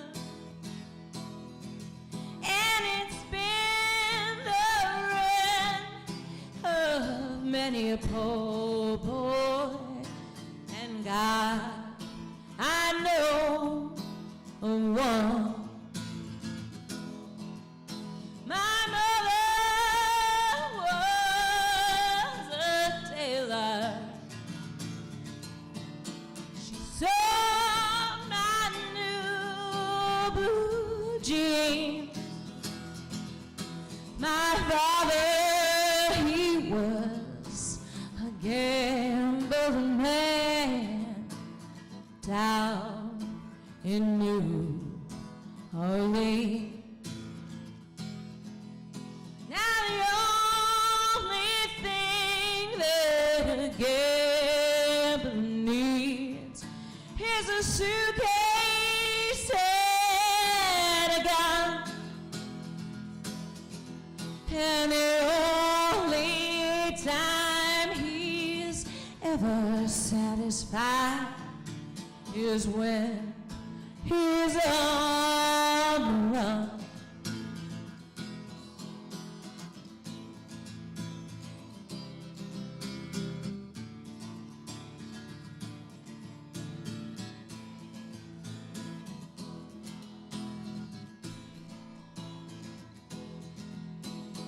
Mother, tell your children not to do what I have done. Spend your lives in singing misery in the house of the rising sun. I've got one foot on the platform and another foot on the train.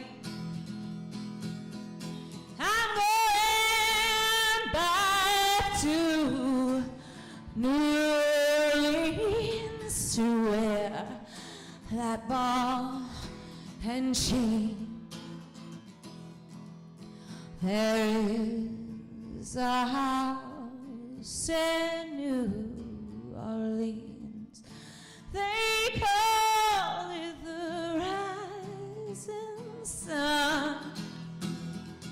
And it's been the ruin of many a poor boy. And I know of one. And God, I know of one. Thank you. All right.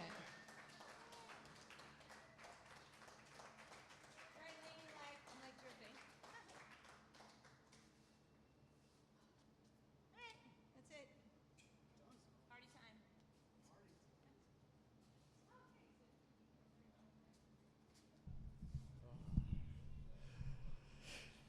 All right. All right. I was just walking over there, and on that table, I saw a couple things about New Jersey, the crypto thing up there. Randy, please come up. We're doing live events again. I want you to plug what you're doing. Please say a few words about what's going on in Jersey. Well, thank you, Nathan, for this awesome event. Everybody out here for coming out. It's awesome. I do have some slides. I did have a slide, but it doesn't really matter.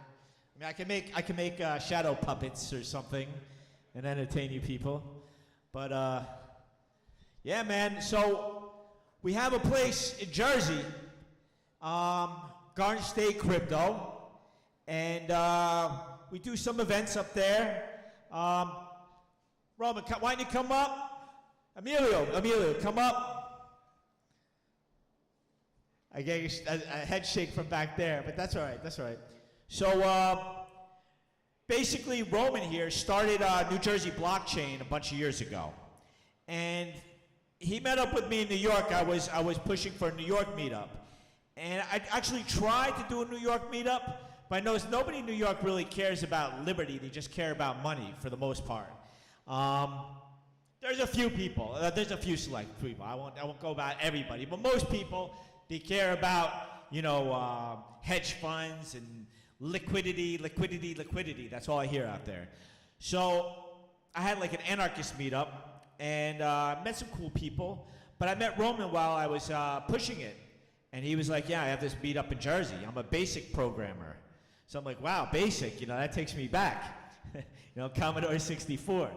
So I went out to his meetup. He had a space, but it wasn't all that. And I had a vision. I said, I want to do a nightclub. I want to do something that's like party. People can come, hang out, have a good time. That's where Emilio comes in. See, Emilio used to run a punk rock club in New Jersey called The Pipeline. And it was a real gas back in the 80s and 90s, burning trash cans, bodies flying everywhere. It was a whole lot of fun. And I said, Emilio, man, I got this idea. He's like, hey, I got a friend I want you to meet. He's got a place up in Elizabeth, New Jersey, bar and grill. So it wasn't as grimy as I'd like it to be, but it serves really good steaks and chops, good drinks, Portuguese, and they let us use their space. We put a Bitcoin ATM in there, and we've had speakers come up. Several of the people that have come up are in this room. I won't put anybody on the spot, but we're looking for more people to come up and enjoy our space. We provide the sound system, anything you want up there, and we just want content. We're not in it for the money. Well, I'm not in it for the money, and I don't think this guy really cares. He just wants a good time, and I think Roman just wants a good time. I mean, that's all we really care about, man. I think I still believe that crypto can change the world, and I know we all do, and I'm sure the people in this room, a lot of us believe that too. So it is changing the world. It is changing the world. I said enough though. I'm gonna let Emilio talk because he loves to talk. He loves to ham it up. Here you go. Thanks.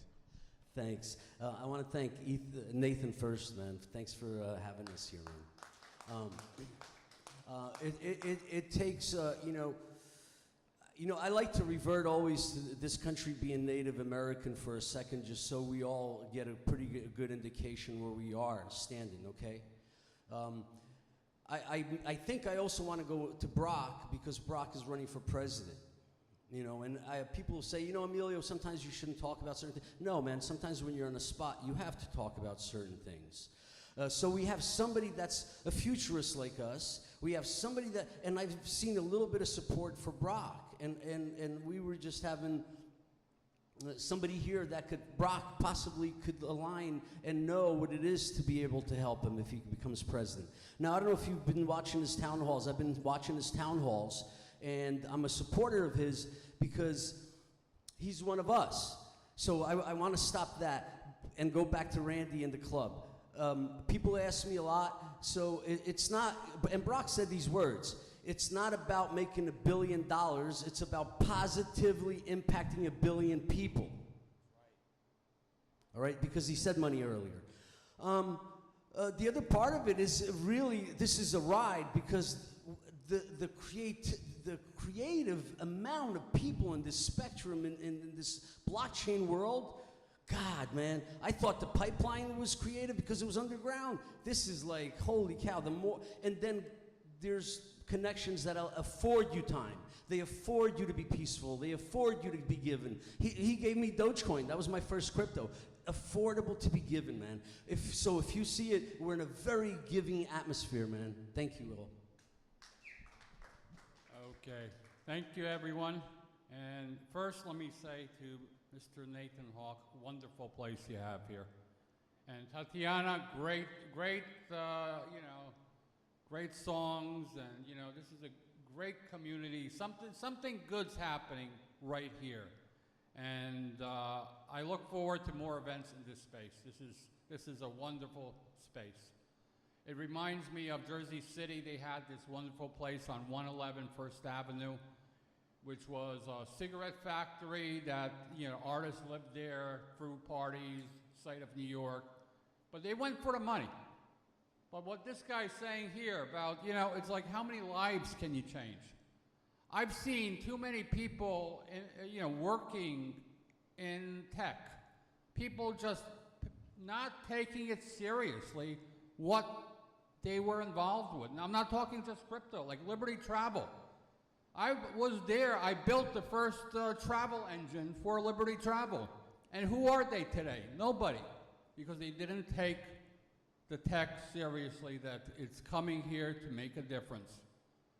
Okay, so it's coming here to make a difference. And for me, well, right now, I don't tell this to many people, but I'm okay right now. I'm a cancer survivor. And everything I do from right on now, this is to give back and make big change. And, it's like, yeah, that's the only way to do it. That's the only way to live life here, because, otherwise, you're dust in the wind. Thank you, guys.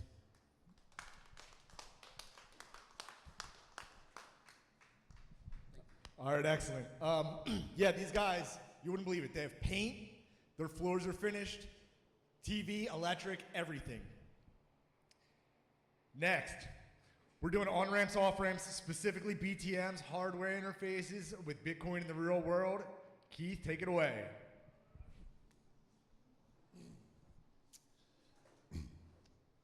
Hello, everybody. My name's Keith Smith. Keith F. Smith. F is for freedom. Some people like to say. I've been in the cryptocurrency space since 2013. Been involved in numerous products and numerous projects. If you're aware of the Nexus cryptocurrency, I'm one of the founders of that. Today I focus on Bitcoin ATMs. One of the reasons I focus on Bitcoin ATMs is because I believe that we need a good financial network built behind our crypto network. People need to have an ability to on-ramp from fiat to crypto, and that ability is hindered through banks and exchanges. Now, it was mentioned earlier that decentralization in Bitcoin has reached an acceptable point. I actually think that's not true. One of the issues with being decentralized and cryptocurrency is the exchange and the liquidity of this cryptocurrency. If you are trying to get Bitcoin, what you have to do is you have to, deposit your cash into a bank and then wire that to an exchange, and then you're trading up against other people who are keeping all their Bitcoin on these exchange wallets. Now, these exchanges use this as leverage for them to continue to monopolize the financial network of cryptocurrency. An exchange that you all know of, Coinbase, is actually lobbying Congress and lobbying politicians so they can monopolize and keep people like us out of the business. They don't want competition. They don't want a little small guy to build up an exchange and start cutting into their underlying. That's why I'm in Bitcoin ATMs, because I believe that people like us can actually get a part of this financial network. You can build a business, and there are so many different businesses that are going to spring forth from the blockchain space, but most importantly, Bitcoin. Bitcoin is the blood of cryptocurrency. It's the fuel. If people want any other cryptocurrency, they seek to get Bitcoin first. And from there, if you know how to use cryptocurrency, you get Bitcoin. And then you can get your altcoins. So it's important that we build this financial infrastructure and we get people to have the ability to easily attain Bitcoin. Bitcoin's really rare. It's not easily to get some Bitcoin. You can't just go out on the street corner and say, hey, Bitcoin dealer, I'd like to get a dime of Bitcoin. It's not that easy, but we can make it that easy because Bitcoin ATMs are Bitcoin dealers. And what you're dealing with is you're not dealing with an exchange that's going to allow you to get Bitcoin. You're dealing with another person, a business. And whether the business has one Bitcoin ATM or hundreds of Bitcoin ATMs, it's a business. Now, there's all kinds of financial institutions that are going to arise now. If we allow, the big exchanges, the whole thing that was talked about here earlier about Steemit, and I only knew a little bit about it, but it doesn't surprise me. The exchanges conspired to manipulate a chain, because that is the point of weakness in cryptocurrency, is these exchanges. They're the ones that they can be manipulated. They can decide who wins a fork, and that's a big security flaw. I believe that decentralization is not a point that you reach, but it's a point that you continue to reach for. And once you reach a certain point, and you're like, okay, I'm decentralized, this is enough, then you become complacent, and complacent is a security flaw. If you're complacent with your security, you have no security. And Bitcoin's big about security. That's what it's about. We want secure money. We want money that can't be manipulated. It's immutable. So I'm focusing on Bitcoin ATMs and helping people get into the business, but it doesn't just stop at Bitcoin ATMs.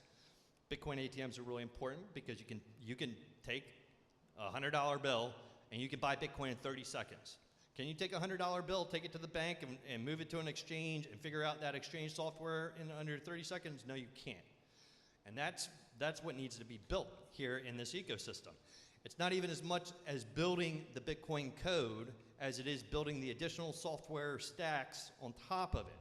We have to build software that makes Bitcoin usable, make it easy for the average person, and make it easy so grandma and grandpa can walk up to a Bitcoin ATM and be able to figure it out in a couple minutes.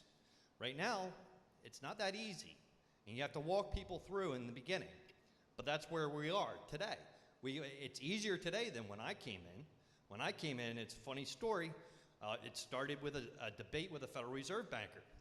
I was talking about alternative money supplies in a paint store, of all places, outside of Philadelphia. I ended up losing the debate because I brought up Bitcoin and I didn't know anything about it. But I knew it was this decentralized electronic money, and I was like, okay, I'll bring it up. He wanted to know about that. He he already knew about my gold and silver position, but he didn't want to learn about Mountain Hours or Ithaca Hours and these other alternative currencies that I was really interested in. And I was like, you know what? I'm gonna learn about Bitcoin, and it can't be as good as gold and silver. Well, 2012, 2013, there was no information about Bitcoin. You go on the internet, it was very limited. And you literally had to talk to people that were running Bitcoin nodes, running the software, and then they send you to the GitHub repo, and you have to start reading code. Lucky for me, I can read code, so I was able to get the whole big plan. And then I clicked one day, and I'm like, this can be used for so many different parts of our society. Everything from, registering ownership of something to money. Now, Bitcoin's evolving over time. I can't buy, I owned a cafe about 2 years ago, and people would actually buy coffee with Bitcoin because I accepted Bitcoin. The fee wasn't too bad, but it wasn't an economic model that I would want to use Bitcoin to have a coffee shop, Maybe Bitcoin's not actually going to fill that role in society. Maybe it's got a different role. Whatever it evolves to become is the role it evolves to become. But it's important that we, as not a community, but a network across the world, Bitcoiners, everybody in crypto, because this is important. If you're in an altcoin, Bitcoin's important. Without Bitcoin winning, crypto is at stake, because that's how people get into your altcoin. You have to have the whole network across the world built. So if I could inspire anybody, start a Bitcoin business. You can start it, whether you're teaching people and you're accepting Bitcoin, or whether you've got a business and I own a roofing company, and 3% of my sales was in Bitcoin. Now that doesn't mean that I have to sell that Bitcoin to cover my costs, because it's only 3%. But yet I'm talking with customers, and I'm finding out a lot of people actually do have Bitcoin, and they just don't understand it. They don't know why they got it. They got it because the news told them to get it. They understand the fundamentals behind it and the importance of it. So then there's an opportunity for you to, make a friend, network, and do more business. And you can build other Bitcoin businesses, whether you're selling goods or services. There's a lot of ways that we can build the foundation of cryptocurrency. And from here, eventually people are going to see fiat for what it is. And we're witnessing it right now. They're just going to print to oblivion. People are going to look for a safe haven. And back in 2008, there was no Bitcoin. When the crisis happened, there was no Bitcoin. People didn't have a voluntary option to adopt another system. Now they do. And this is dangerous for them. So they want to see these things controlled. And as long as they've got everything bottle capped within the exchanges, we've got a problem.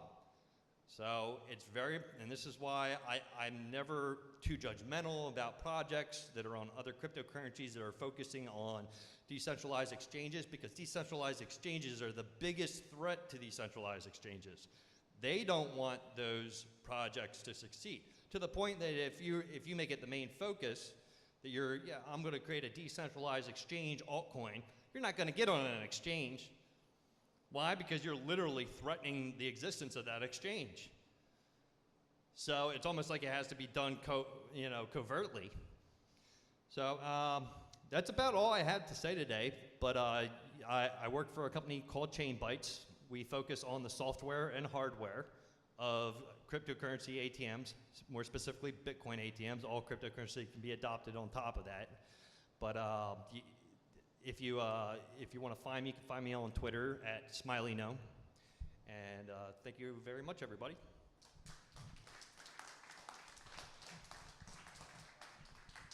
And thank you, Nate, for putting this together.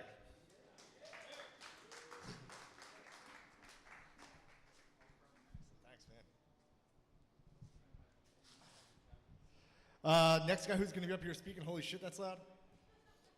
Next guy who's going to be up here speaking is the reason that this all came together, the guy that put the fire under my ass to call all you wonderful people to come out. Colin, talk to us about a blockchain-based operating system, you son of a bitch. Well, I mean, that's one piece of the puzzle. So I'm Colin Cantrell. I've been a software engineer, architect for a number of years, I think 20 now. And I started a journey a long time ago, kind of understand how everything works. And it's taken me deeper and deeper into the underlying mechanism of the internet. And through that journey, I've come to find there's a lot of issues with it.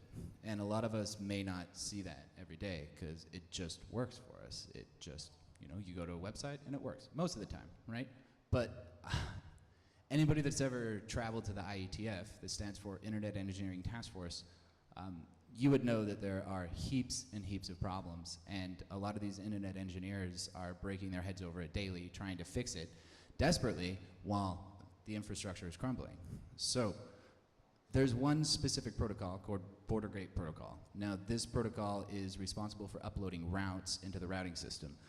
The internet was not designed with any type of security in mind because it was originally created as what's called ARPANET. ARPANET was the military grade, and there was MILNET as well. And there was just a small network of people that were putting packets between one another. And so they use an archaic method with routers and switches. So it's a 7-layer software stack called the OSI. It stands for Open Systems Interconnection. And this OSI is a means to standardize the internet protocols. So layer 1 is your copper and fiber. Layer 2 is your switches and your data link. Layer 3 is your network and your IP. That's where internet protocol sits on. Layer 4 is your transport, which usually has TCP or UDP. Layer 5 is your session, which is your socket session, which is handled in the operating system. Layer 6 is your presentation, which is generally your HTML and code. And then layer 7 is the application. So this internet stack has worked, and it's been around for about 35, 40 years. But the internet was not designed to scale. And coming from one of the fathers of the internet, Dino Farinacci, I've been fortunate enough to work with him for a number of years, among other IETF contributors. He says the internet scales because it drops packets, not because it forwards them. And the routing system is completely unauthenticated.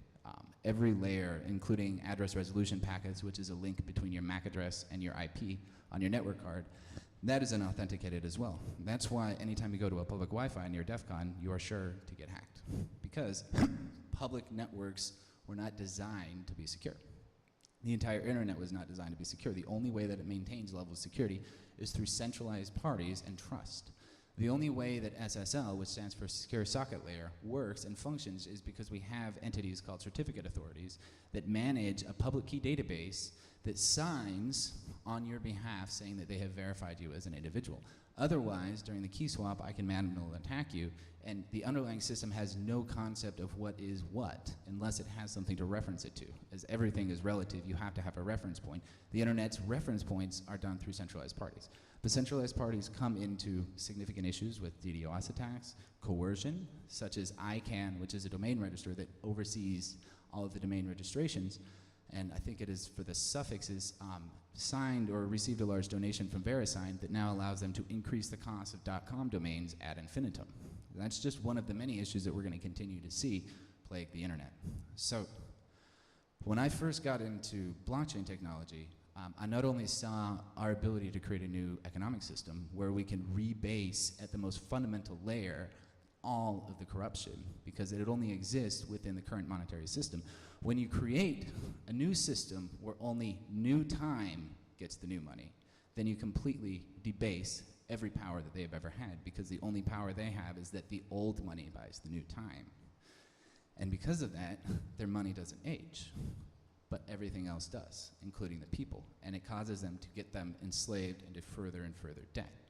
So the blockchain lays this economic foundation, but it interconnects with everything else into a set of different concepts that one is, the whole is greater than the sum of the parts. So the blockchain by itself is powerful, yes, but I've seen a lot of the industry is neglected to see other benefits associated with it.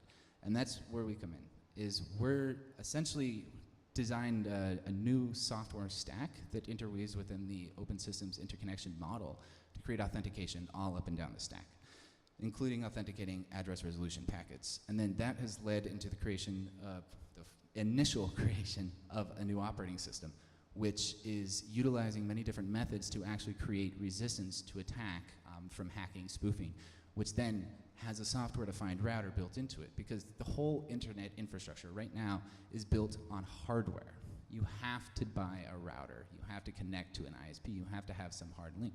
But the hardware game is never sustainable in that sense because people are going to continue to need to buy new hardware in order to maintain profits, right? And so they're going to have an incentive mechanism in the underlying game theory to constantly produce inept devices that eventually become obsolete, right? But still, even then, with those practices, people don't upgrade their routers. That's why IP version 6 is not fully propagated across the internet, and it's been 20 years, right? People aren't upgrading the routers.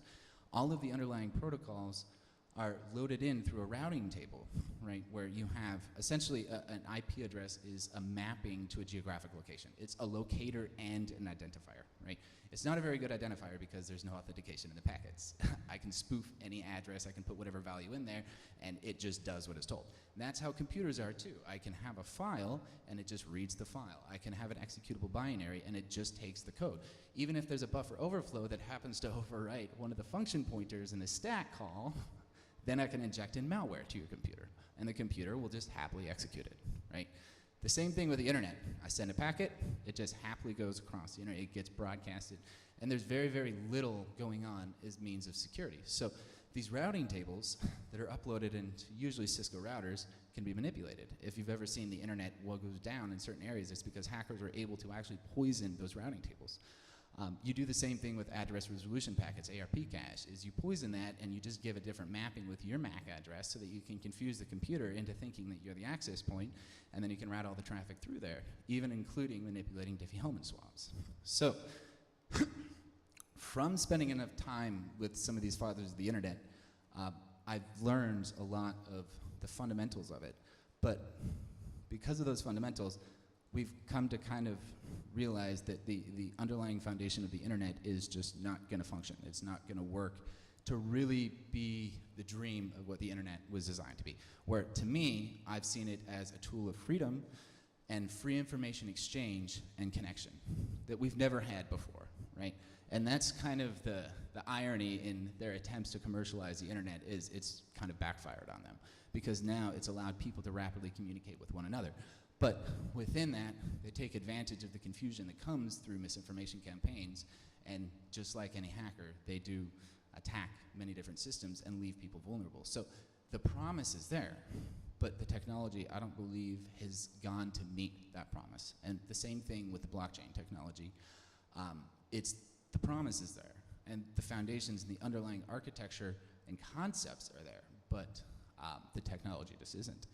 And people say that technology doesn't matter, but I personally believe that thought only carries you so far because when the underlying system cannot support transaction volume that's required of it, the technology absolutely matters. It must fulfill what it set out as its purpose, what it promised. And if it can't, then the technology does matter. But above that, not so much. So this 7-layer software stack with us essentially ties together into the OSI. So our base foundational layer is the network layer, which is responsible for internode communication. The second layer is the ledger layer, and this is the blockchain. And what the ledger ends up being is that point of reference so that other people can reference each other and reference themselves. And from that point of reference, you're able to get these security models in the internet without the need for central third parties.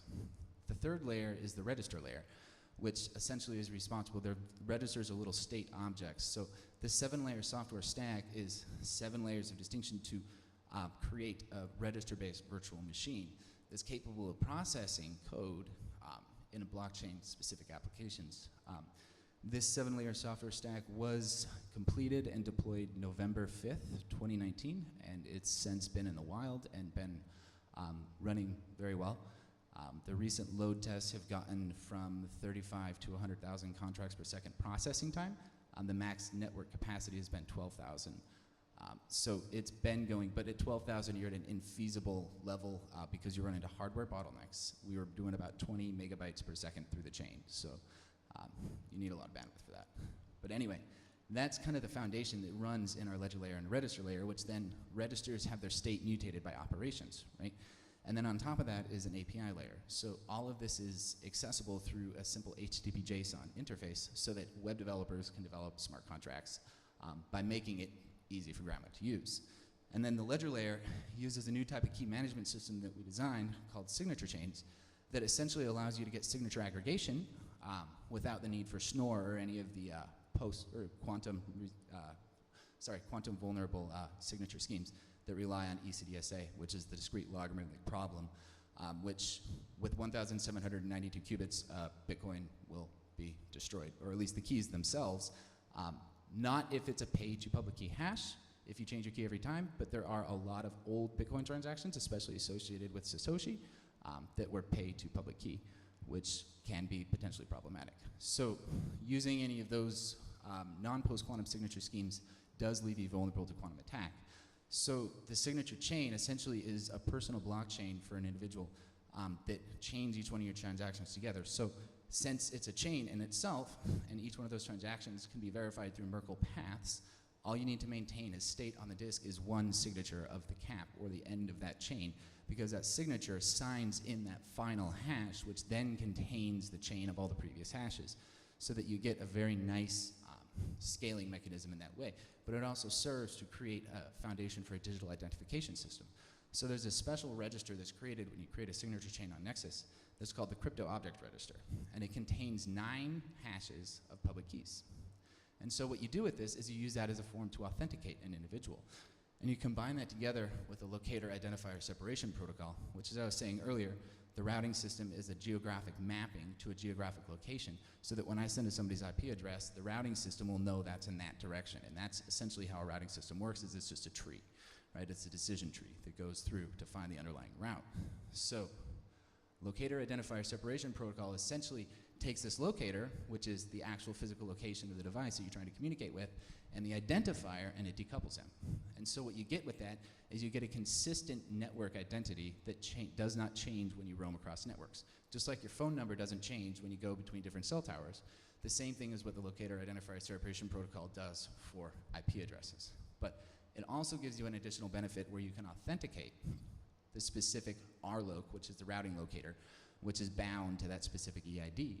So the crypto object register comes into function in that regard, where you would sign in your actual routing locators, which could be your IP address of this network right now, or it could be the beam that you have with AT&T, it could be multiple ISPs, or it can be other additional internet protocol devices, which I'll get to in a moment.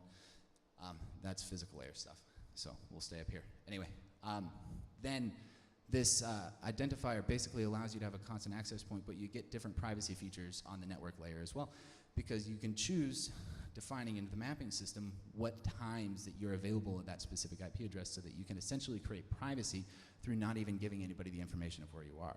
So using the regular internet protocol and the locator identifier separation protocol, you get a fully authenticated communication system, which also allows you to tunnel through NATs, which stands for Network Address Translators, which is how the internet scales with 4.3 billion IP addresses available, is most devices share the same IP address, right? But that becomes very problematic in peer-to-peer, because you need to be reachable from the outside. You need to be able to listen on a socket that somebody can get to you. And only one of those devices can bind to that NAT for a specific port forward, so you really are going to reduce your aggregation in that regard. So locator identifier separation protocol actually uses TCP and UDP hole punching, where you send an outgoing packet to what's called an RTR, which stands for reverse tunneling router. And then that actually binds with the port that the network address translator give to you, so that other people can reach you from the outside of that NAT, so that you create better peer-to-peer topology, which is a really important thing. NAT PNP and UPnP are, and I think it's PCP, Port Control Protocol is the new one, PCP. Anyway, that's the new one that essentially is trying to attempt to do that, but you still really are bound to one device, so you limit your peer-to-peer topology. So the other important part about locator identifier separation protocol is it allows us to roam across different networks. So one of the other aspects of Nexus is developing physical layer technology. So I've been actually working with a few individuals more recently with phased array antenna development and some of the original concepts, also communicating through satellites. So what this ends up becoming is a new physical layer for internet protocol with a reputation-based routing system as software defined built into the operating system. So it's a loaded word, let me try to break it down. Software defined means there's no hardware.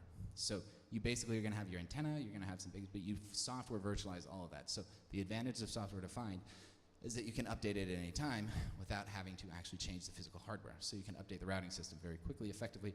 IP version 6 could have been done like that, just through a simple software update. So then you have this reputation-based routing system. So when you're dealing with a routing system right now, it's all really pretty much based off mutual self-destruction. So not every ISP has every single network. They actually have to forward packets for one another. And because of that, they kind of have this unwritten law, I'll forward for you if you forward for me. But that's one reason that IP multicast actually hasn't really made it out, is because ISPs don't forward multicast traffic, right? It's really kind of up to the whim of them what they will let through and what not, what packets they forward. So that's extremely problematic, especially that ISPs are one of the worst industries as far as customer service, because they have monopolies on all these different networks. So combining together these mesh network concepts, we can have a ground communication system where ground stations act kind of like content delivery network nodes that communicate and synchronize their file system through the satellites, right? The satellites don't always have to house the data. Sometimes they just act to do intercontinental routing, because most of the work that you want to do, you want to actually be able to do on the ground, right? So we've been essentially designing it using the 5.8 gigahertz ISM frequency, which stands for Industrial, Scientific, and Medical, which is essentially a public frequency that anyone is able to use as long as you stay within the broadcasting parameters. So this creates a foundation for not only a new routing system, but a new physical layer, where every node in the network, instead of being a leech, essentially contributes to the network. And the packets that you route for your peers, they route for you, because you're only going to really be routing through, your local neighbors.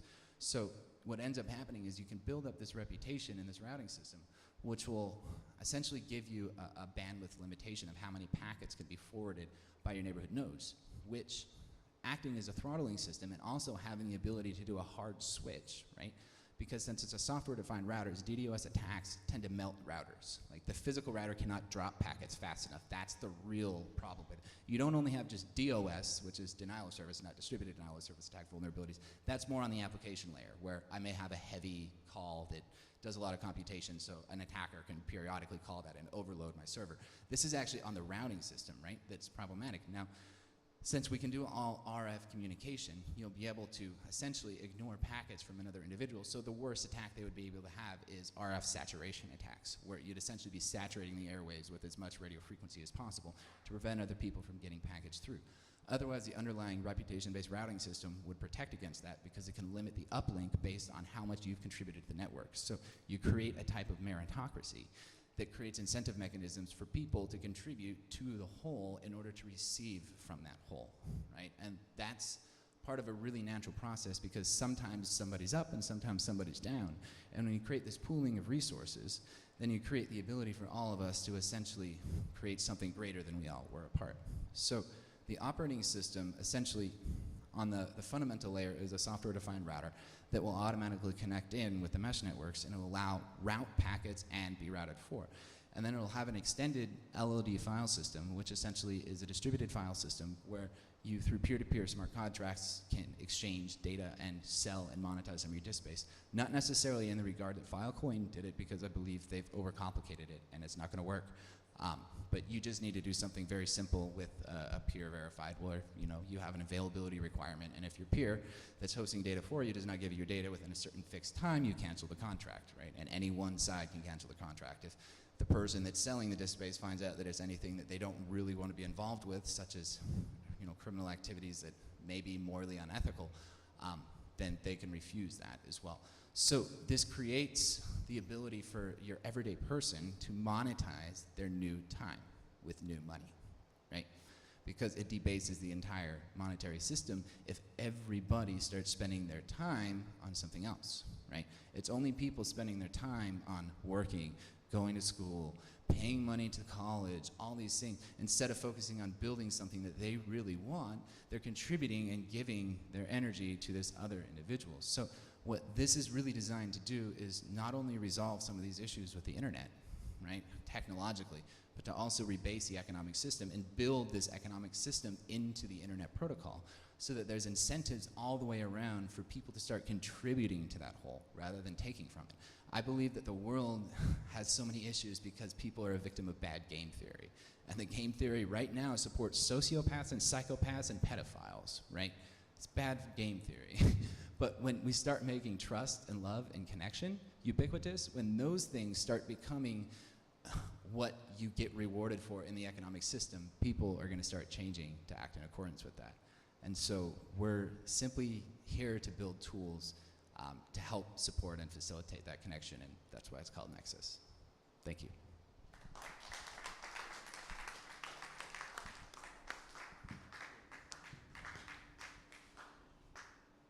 Thanks, Colin. Next. We'll do you in like a half hour. Yeah, in like a half hour. Not. All right, cool. Eric. Yes. Did you like that? Great introduction. So, my name is Eric Sullivan. I am one of the founders of a little decentralized application known as Kool-Aid.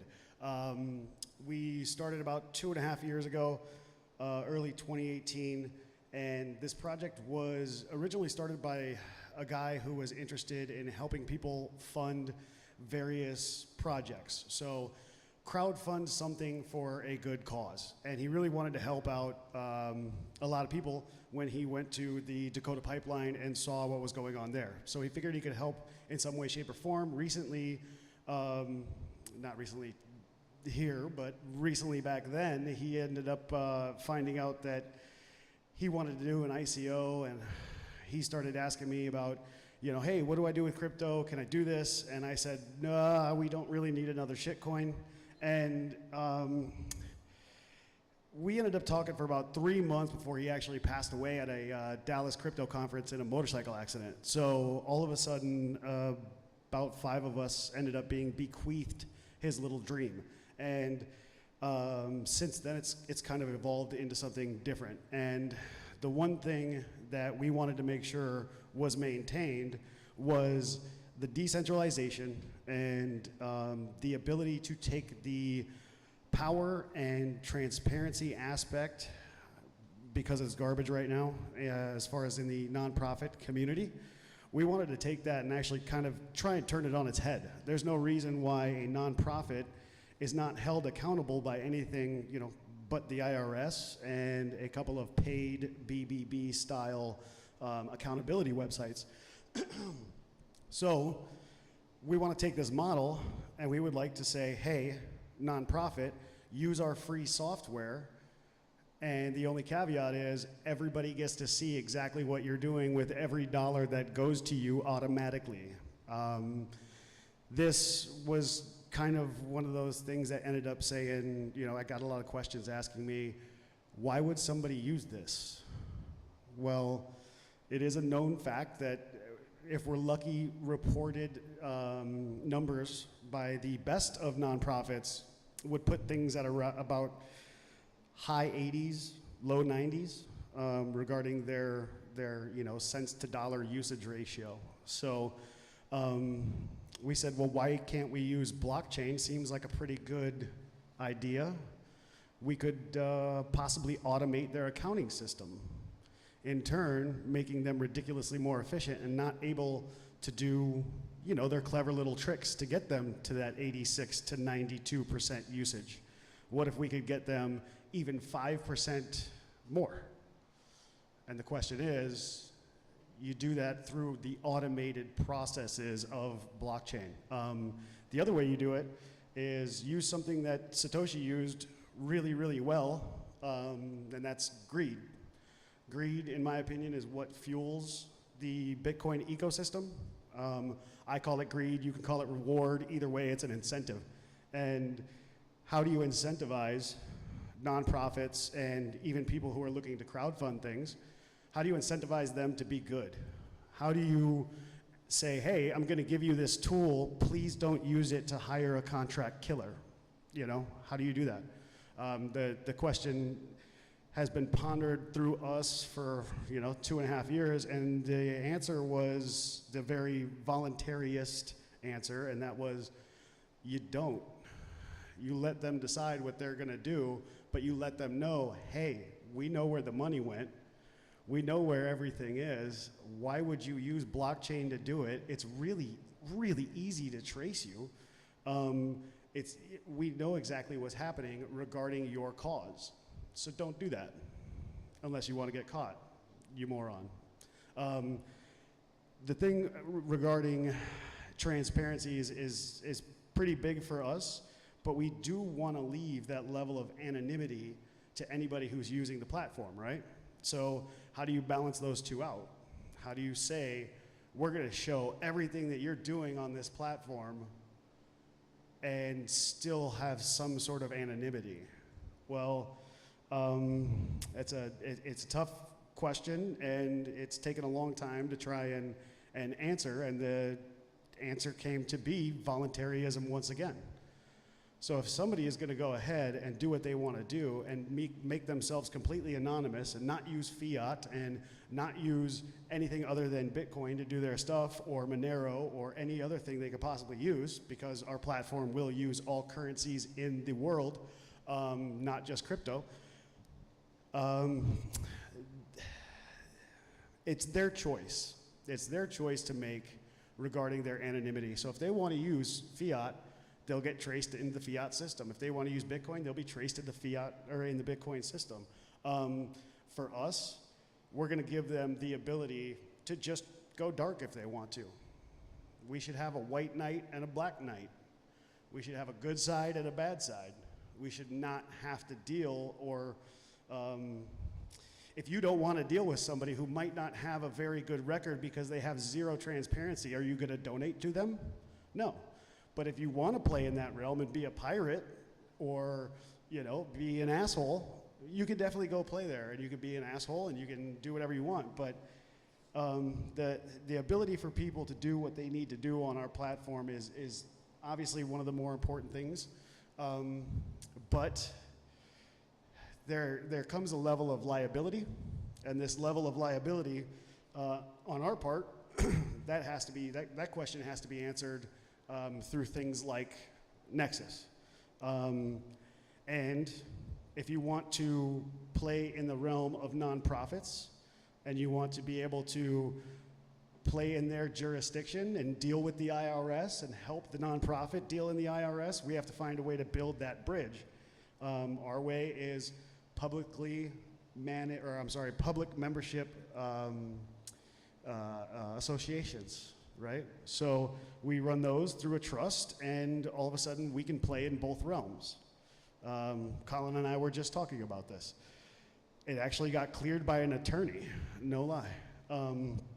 So there seems to be these tools coming out now. Nexus being one of them. He was discussing cryptocurrencies and how that's building a new sandbox for play in that, like freedom and all that jazz.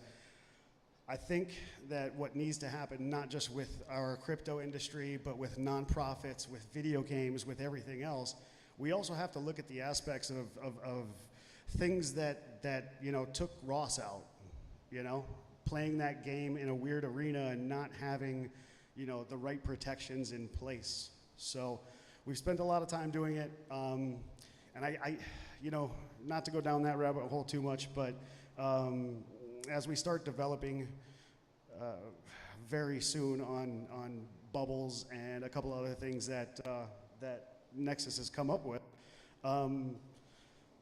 one of the main components of this is our foundation itself. So the foundation is only going to live as long as it takes to get this built and get this out there, and then it's giving itself back to its community. It's going to fund itself through donations, through this private membership. It's not going to be an ICO. It's not going to fund itself by anything more than the generosity of the people who believe in it and would want to use it. This is until we get into what you would consider minimum viable product, at which point we will be taking a 0.5% transaction fee for people to be utilizing this system. And then as soon as this foundation is deceased, it will actually be giving its 0.5% back in the form of donation matching. So to explain exactly what this platform will do without dancing around the subject, any one of you have a cause. Every single one of you want to build something. Every single one of you want to fund it. Best way to do that is to crowdfund things. It's to not get a venture capitalist coming in and telling you how to run your little cause. So if I want to clean a river and I want to do it in Litecoin, and 4 other people want to clean a river and they want to do it in Litecoin, and somebody says, hey, I like Litecoin, I want that river clean too, they could donate to you. And you could clean that river for Litecoin. You get paid whatever you want. In which case, there are other problems that I won't get into regarding how do you verify something is done, what happens when there's an issue with these causes.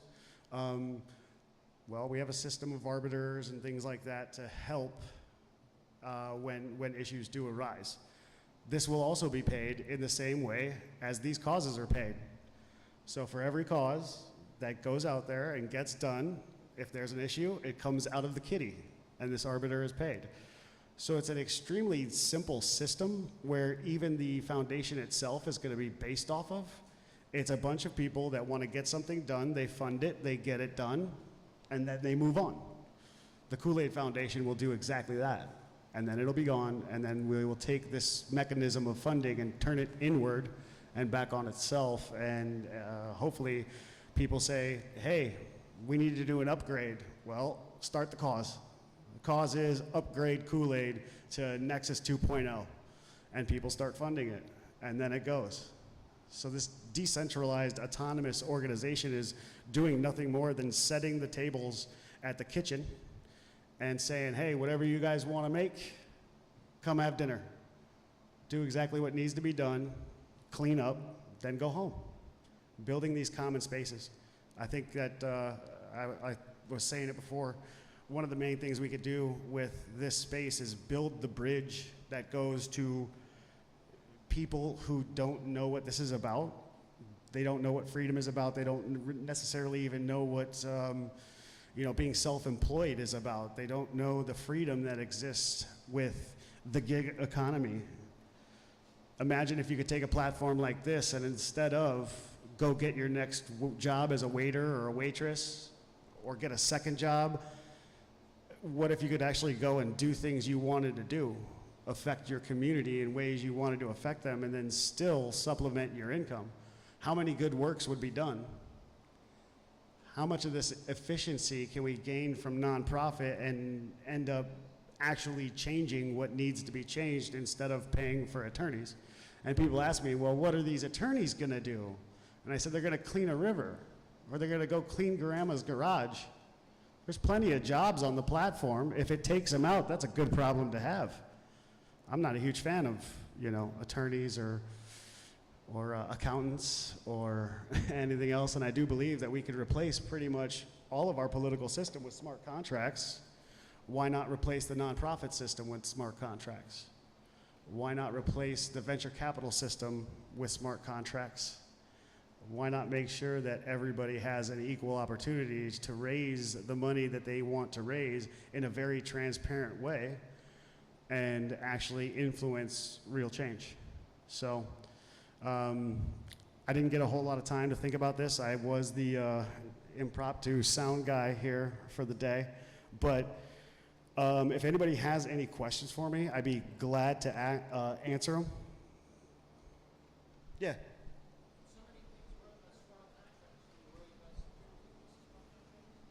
Am I worried about security as it pertains to the smart contracts? Yeah, of course I'm worried about security. I think all of us are worried about security when we're just using the currency as a currency, let alone building an escrow system to hold this currency and then release it at a time that is agreeable upon whoever set up that cause, right? So if there's supposed to be a staged cause set up, there's plenty of ways to gain just one transaction or game one transaction. There's even more ways to game 3 or 4 different transactions in the same cause, right? So it starts with a good network, Every network that's out now has its pluses and minuses. I don't really feel that on a software, platform like we want to build, that Ethereum would be able to hold it, because I don't want to pay $40 in gas every time somebody wants to send a tweet to each other, right? So this system has to be set up in a different way, and I think that Nexus has done it best. When I met Colin originally in January of this year in Miami, we sat down and I legitimately said, holy shit, 90% of my project is already built. 90% of it. And then all of a sudden, March, April, he mentioned Bubbles. And Bubbles is basically a way for somebody like me who's not a programmer to actually sit down and program my software as if it was a Wix site, right? Just drop, hit little buttons, everything goes through. The other beauty of it, obviously, is with working with Nexus, they actually have one of the best security audits there has been, and it was released very openly and transparently. So I do feel confidence in that network to be able to say that it's probably one of the most secure things we can come up with as of right now, and that within the system itself, in my opinion, the real only way to game it is to actually donate to it. So it kind of screws everything up. If we have everything locked down on the code side of things, then it's really the only people that can vote and move one of these causes into destruction is actually through its voting mechanisms within each cause. So I don't know if that answered the question well enough, but I trust Colin with security as far as code, and I trust gamification when it comes to security regarding the software itself. So, yeah, buddy.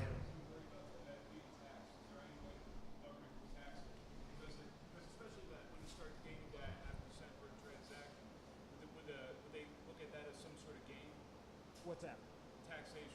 Oh, okay. So the question is the taxation aspect of, let's say you did a cause and you actually made some money and you used this as the gig economy. You're wondering about taxes?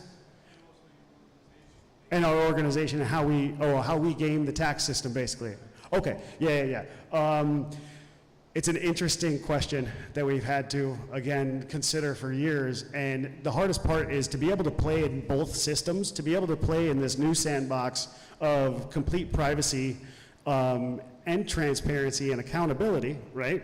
So to be able to play over there and to be able to play in this other one, which we would consider the jurisdiction of IRS and the tax man and everything else, again, leave it up to the voluntarist aspect of it, right? So if you wanted to remain anonymous and you didn't want to file your taxes, but you want to work for a nonprofit company that's going to pay you and have to use a 1099 as a vendor, right? How do you go around that? Well, the trick is you either go and play in that system with them for the time being, just that one moment in time, or you don't get to work with them. So you have to deal with the other people.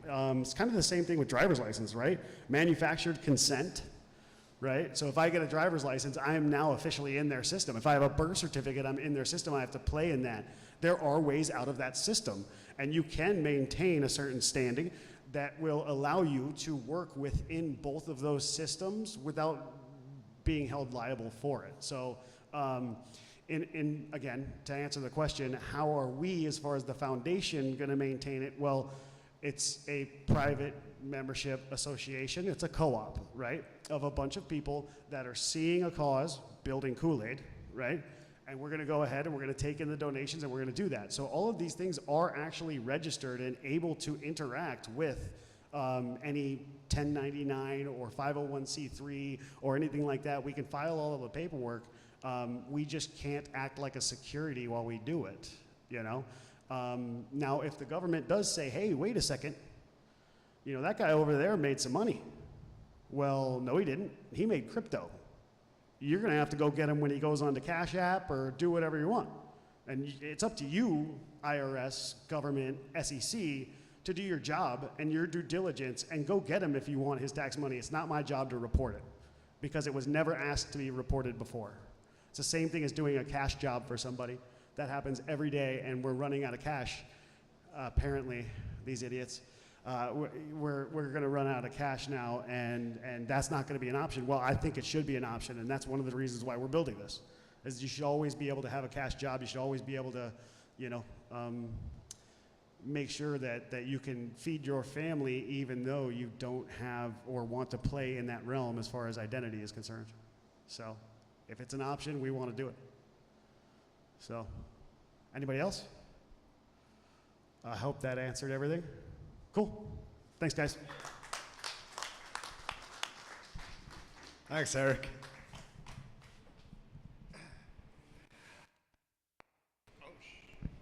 Is this working now? Okay, there we go, yeah. Yeah, no, I did it. Yeah, next up, thanks, Eric. Next up, we're going to have Angela come up, and we're going to be doing piracy is not privacy. Privacy is not... The piracy of privacy. All right, Angela, come on. Thank you.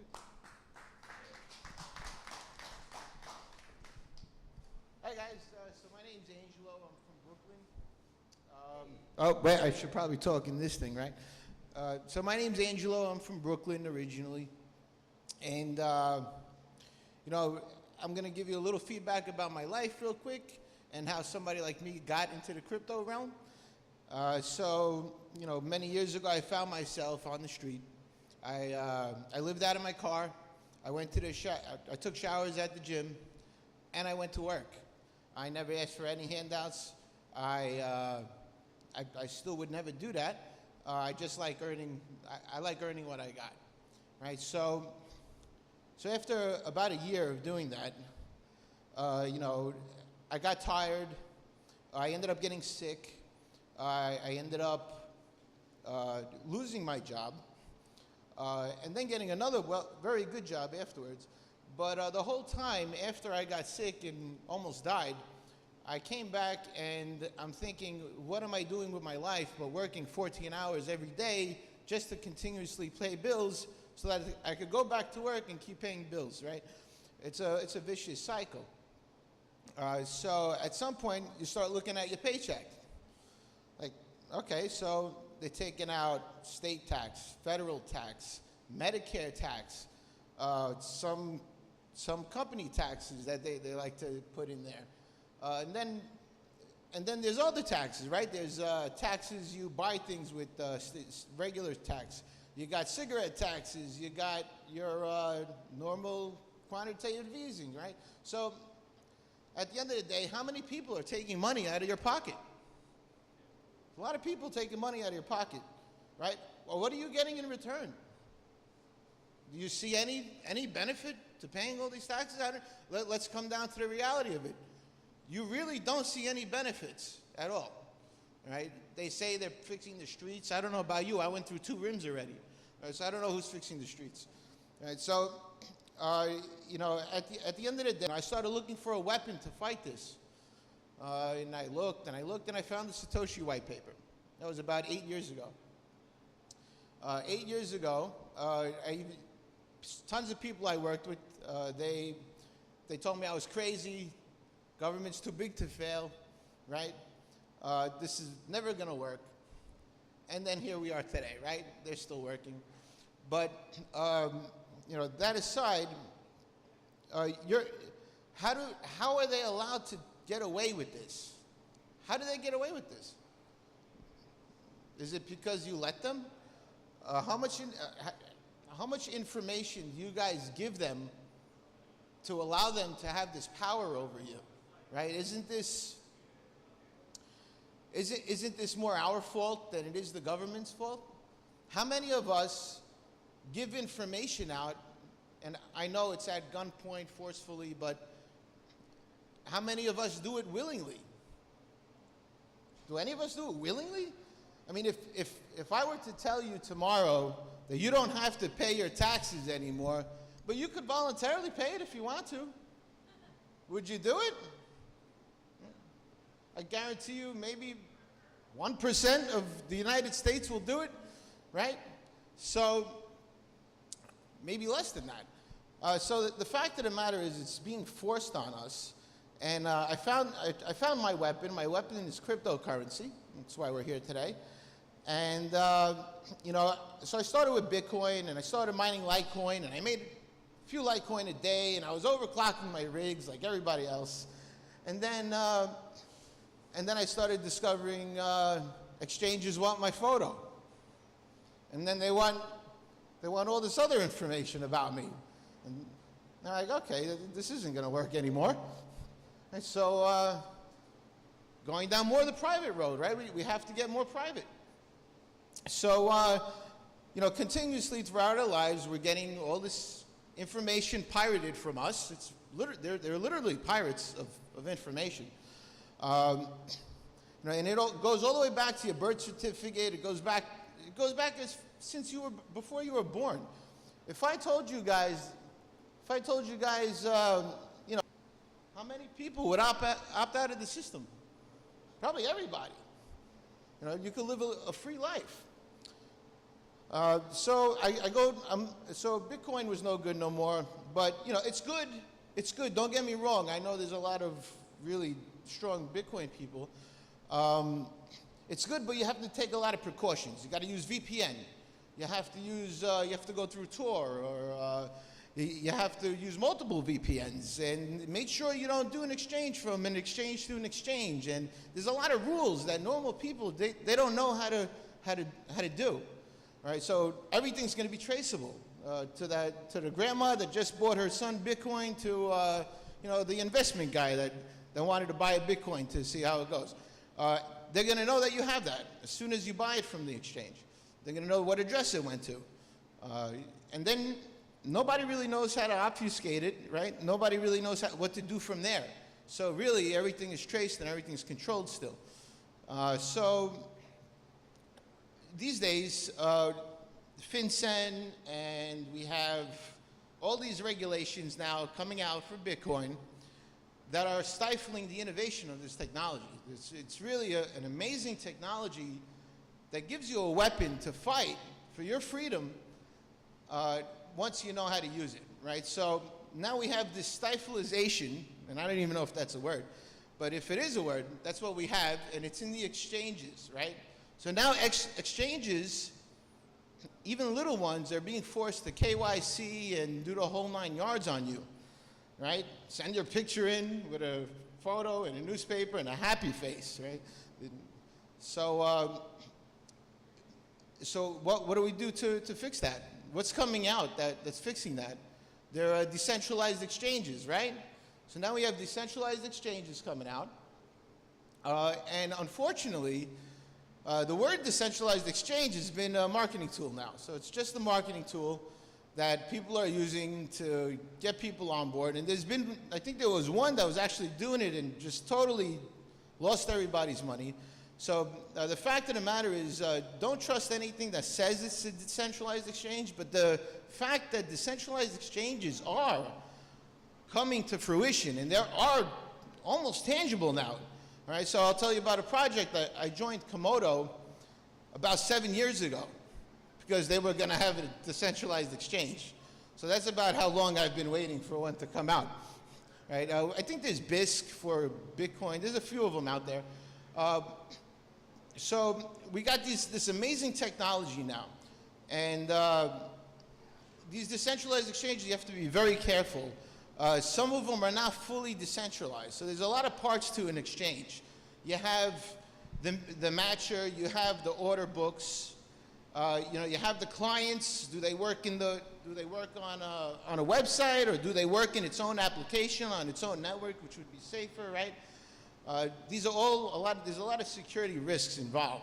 But a true decentralized exchange would not use a tokenization system, right? So typically with a CEX, a centralized exchange, you would have coins put into your deposit address, and then what that exchange does is it creates like a mirror image of those coins that you had, and it plays with it in the system like tokens. So they're not really playing with your money. It's always stored on the side, but it's being used in their exchanges, where a lot of things have gone wrong in the past. So don't use anything that has a tokenization system. Make sure it's a true DEX. Now, Atomic DEX from Komodo is a true DEX. Unfortunately, it's all, you know, command prompt, and no one's going to really use that right now.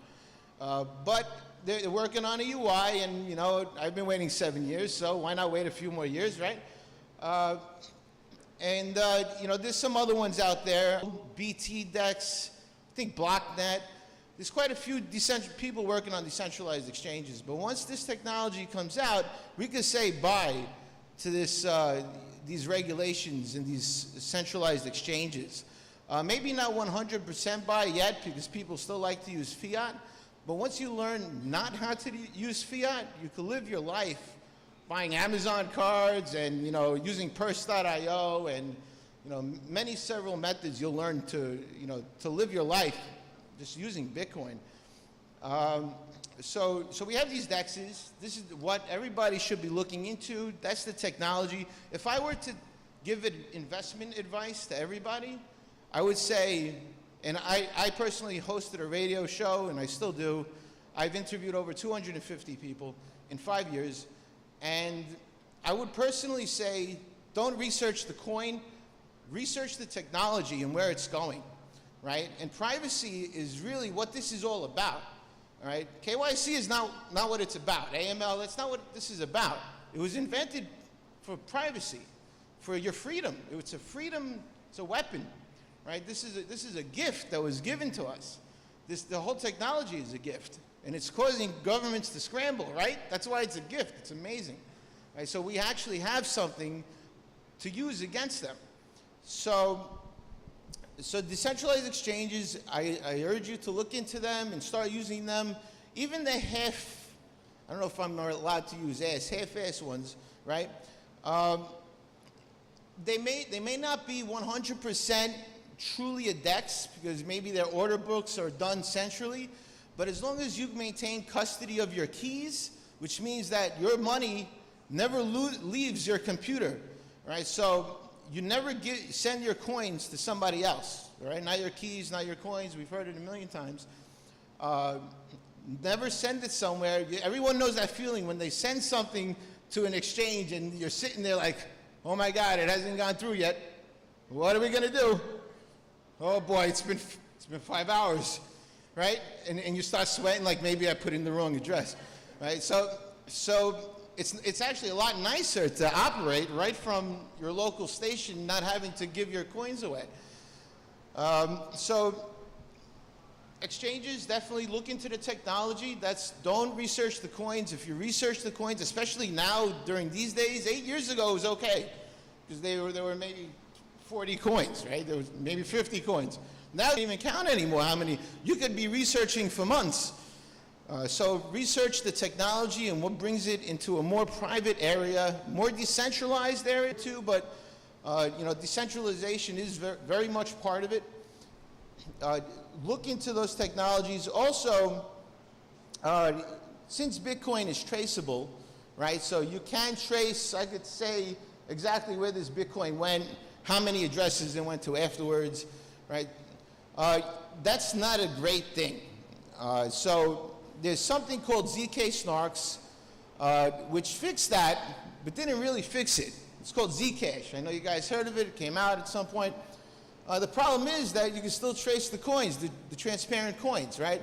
Now, there is a little checkbox down at the bottom that you could shield your funds, and I think 1% of everybody on that chain does it. That's not good. That doesn't work. If no one's going to use it, by default, it's not going to work. Right, so, and then you got linkability between the transparent addresses that causes another vulnerability, and Zcash is now off the table for privacy coins. They're no longer a privacy coin. Right? Now we got Monero, RingCT, grandfather of all the private coins out there. If you don't know Monero, you probably haven't been in the space long. I probably started mining Monero maybe 5 years ago. I did it for like 6 months. It was fun. It's more of a sport mining. I think we would say it's a sport because we really don't make money most of the time. So you got Monero. It uses RingCT, an algorithm, and I'm not going to get all technical on you, but it uses RingCT algorithm that does mixing between 12 or 13 different addresses, right? And it has something called bulletproofs, and it has all these great protections, which makes it #1 at the moment. what really makes it number one at the moment actually is the adoption rate, right? So it's had 6 years of adoption. So when the only coin in the area is calling itself a privacy coin, for the last 6 years, you're going to get everybody looking at it. But you know, that being said, their privacy set is still very low. And now I am part of a community called Pirate Chain. I don't get paid. There's no dev tax. There's no block tax. It was just created from creativity. The devs were like, let's try something. They tried it, and it was something amazing. So ZK, what it does is Pirate Chain uses ZK snarks, but not in the same fashion. They actually eliminated all the transparent addresses, and every single address by default is shielded. So you have all the strong attributes of Zcash, plus you have the strong attribute of Monero being private by default on top of it. Now, looking forward, because I like to look forward, I'm thinking of all the DEXs that are going to come out, right? Because we're going to see a lot of them come out very soon, especially with all these rules. It's amazing, these devs, they just keep working faster. You know, there's Shirley, which is subatomic swaps coming out. That's a technology you should definitely look into. This will get rid of the speed issue with the subatomic swaps that are happening now, because you know, using a centralized exchange has its benefits. It's really fast. So Pirate Chain, think about all the DEXs coming out, and Pirate Chain, its special power is that every transaction increases its privacy set. It gets stronger. Every single transaction, it gets stronger. So what happens when true DEXs, not tokenized DEXs, because the only thing that counts is the withdrawal and the deposit, but when you get every single transaction from a DEX, every trade people do, counting as a transaction, what happens to that privacy set? It's going through the roof, right? So with multiple DEXs, I mean, there's really no stopping it. So this is, and I'm only I'm one of the higher people in the community due to merit. They call me St. Luke's because I pull miracles left and right. I brought them their mobile wallet. I found the dev. I've spoken to so many people during my interviews that I know a lot of people, right? So when I think of Python, I go to Try, and if I think of ZK Snarks, I'll probably go to Forge from Zero Coin, right? So, and he's the guy that I got to create it for us. So we got people from all other communities creating stuff for us, which is pretty awesome.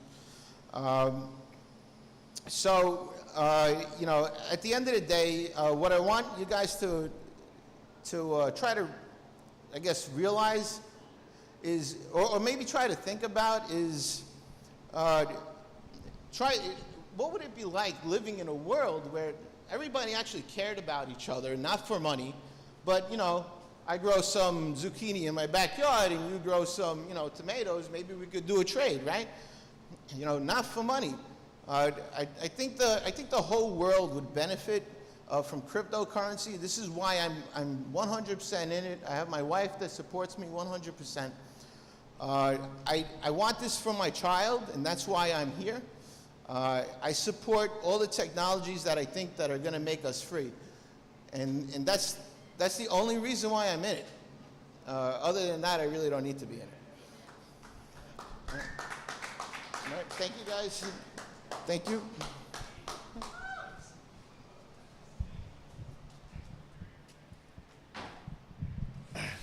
It's a long fucking day. And we had that rain there for a little bit. Jesus. Yeah, it did cool it off. It cooled it off. It cooled it off and made it humid. We had all those pizzas. That was good. And some cheesesteaks. It's fantastic. Idiots on the stream don't get anything. Hungry pieces of shit. All right. So a lot of people did come to see Colin, who also himself came in from Arizona. So I think that probably the best thing for everybody here would be if we get Colin to come back in here and we just do an AMA type thing, hit him with some questions, let him go with some more thorough explanations, we can get into just the hardware aspect or just the game theory aspect, and we can really pick this thing apart the way that a lot of people here want to, right? How does that sound? Good? All right, fuck yeah. All right, he knows. He just doesn't know when it's gonna happen. So if somebody wants to go grab his ass, I guess while we're waiting for Colin, I'm gonna smoke. You want to do that? Yeah. We can. Yeah, we'll be back in about 10 minutes. AMA, Colin Cantrell, 10 minutes. They want a break?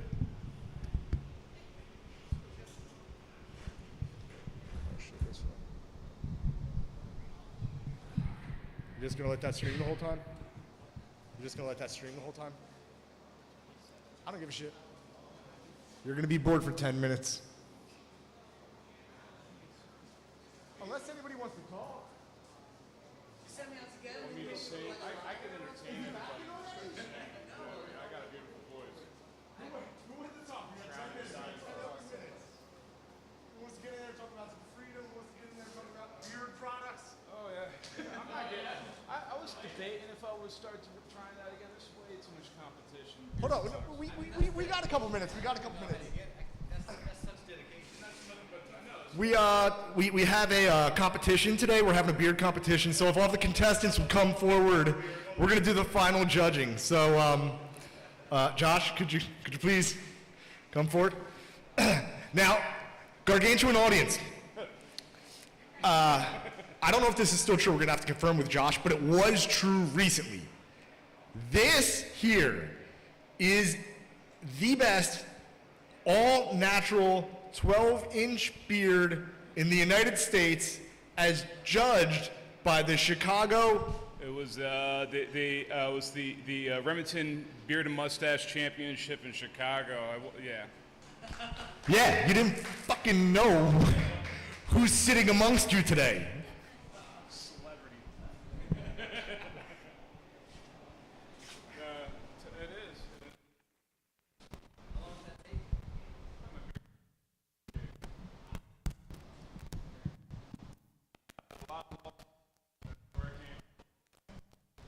A lot of.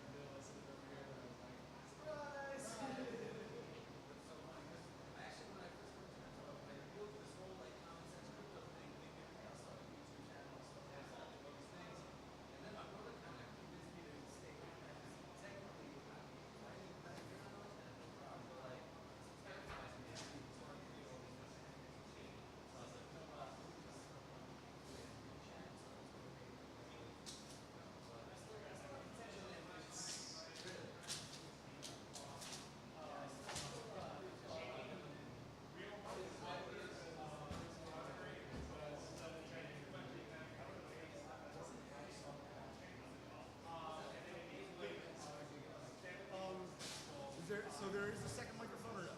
We can't find the original one that was here. I got the XLR, but I don't even know if it'd be long enough anyway.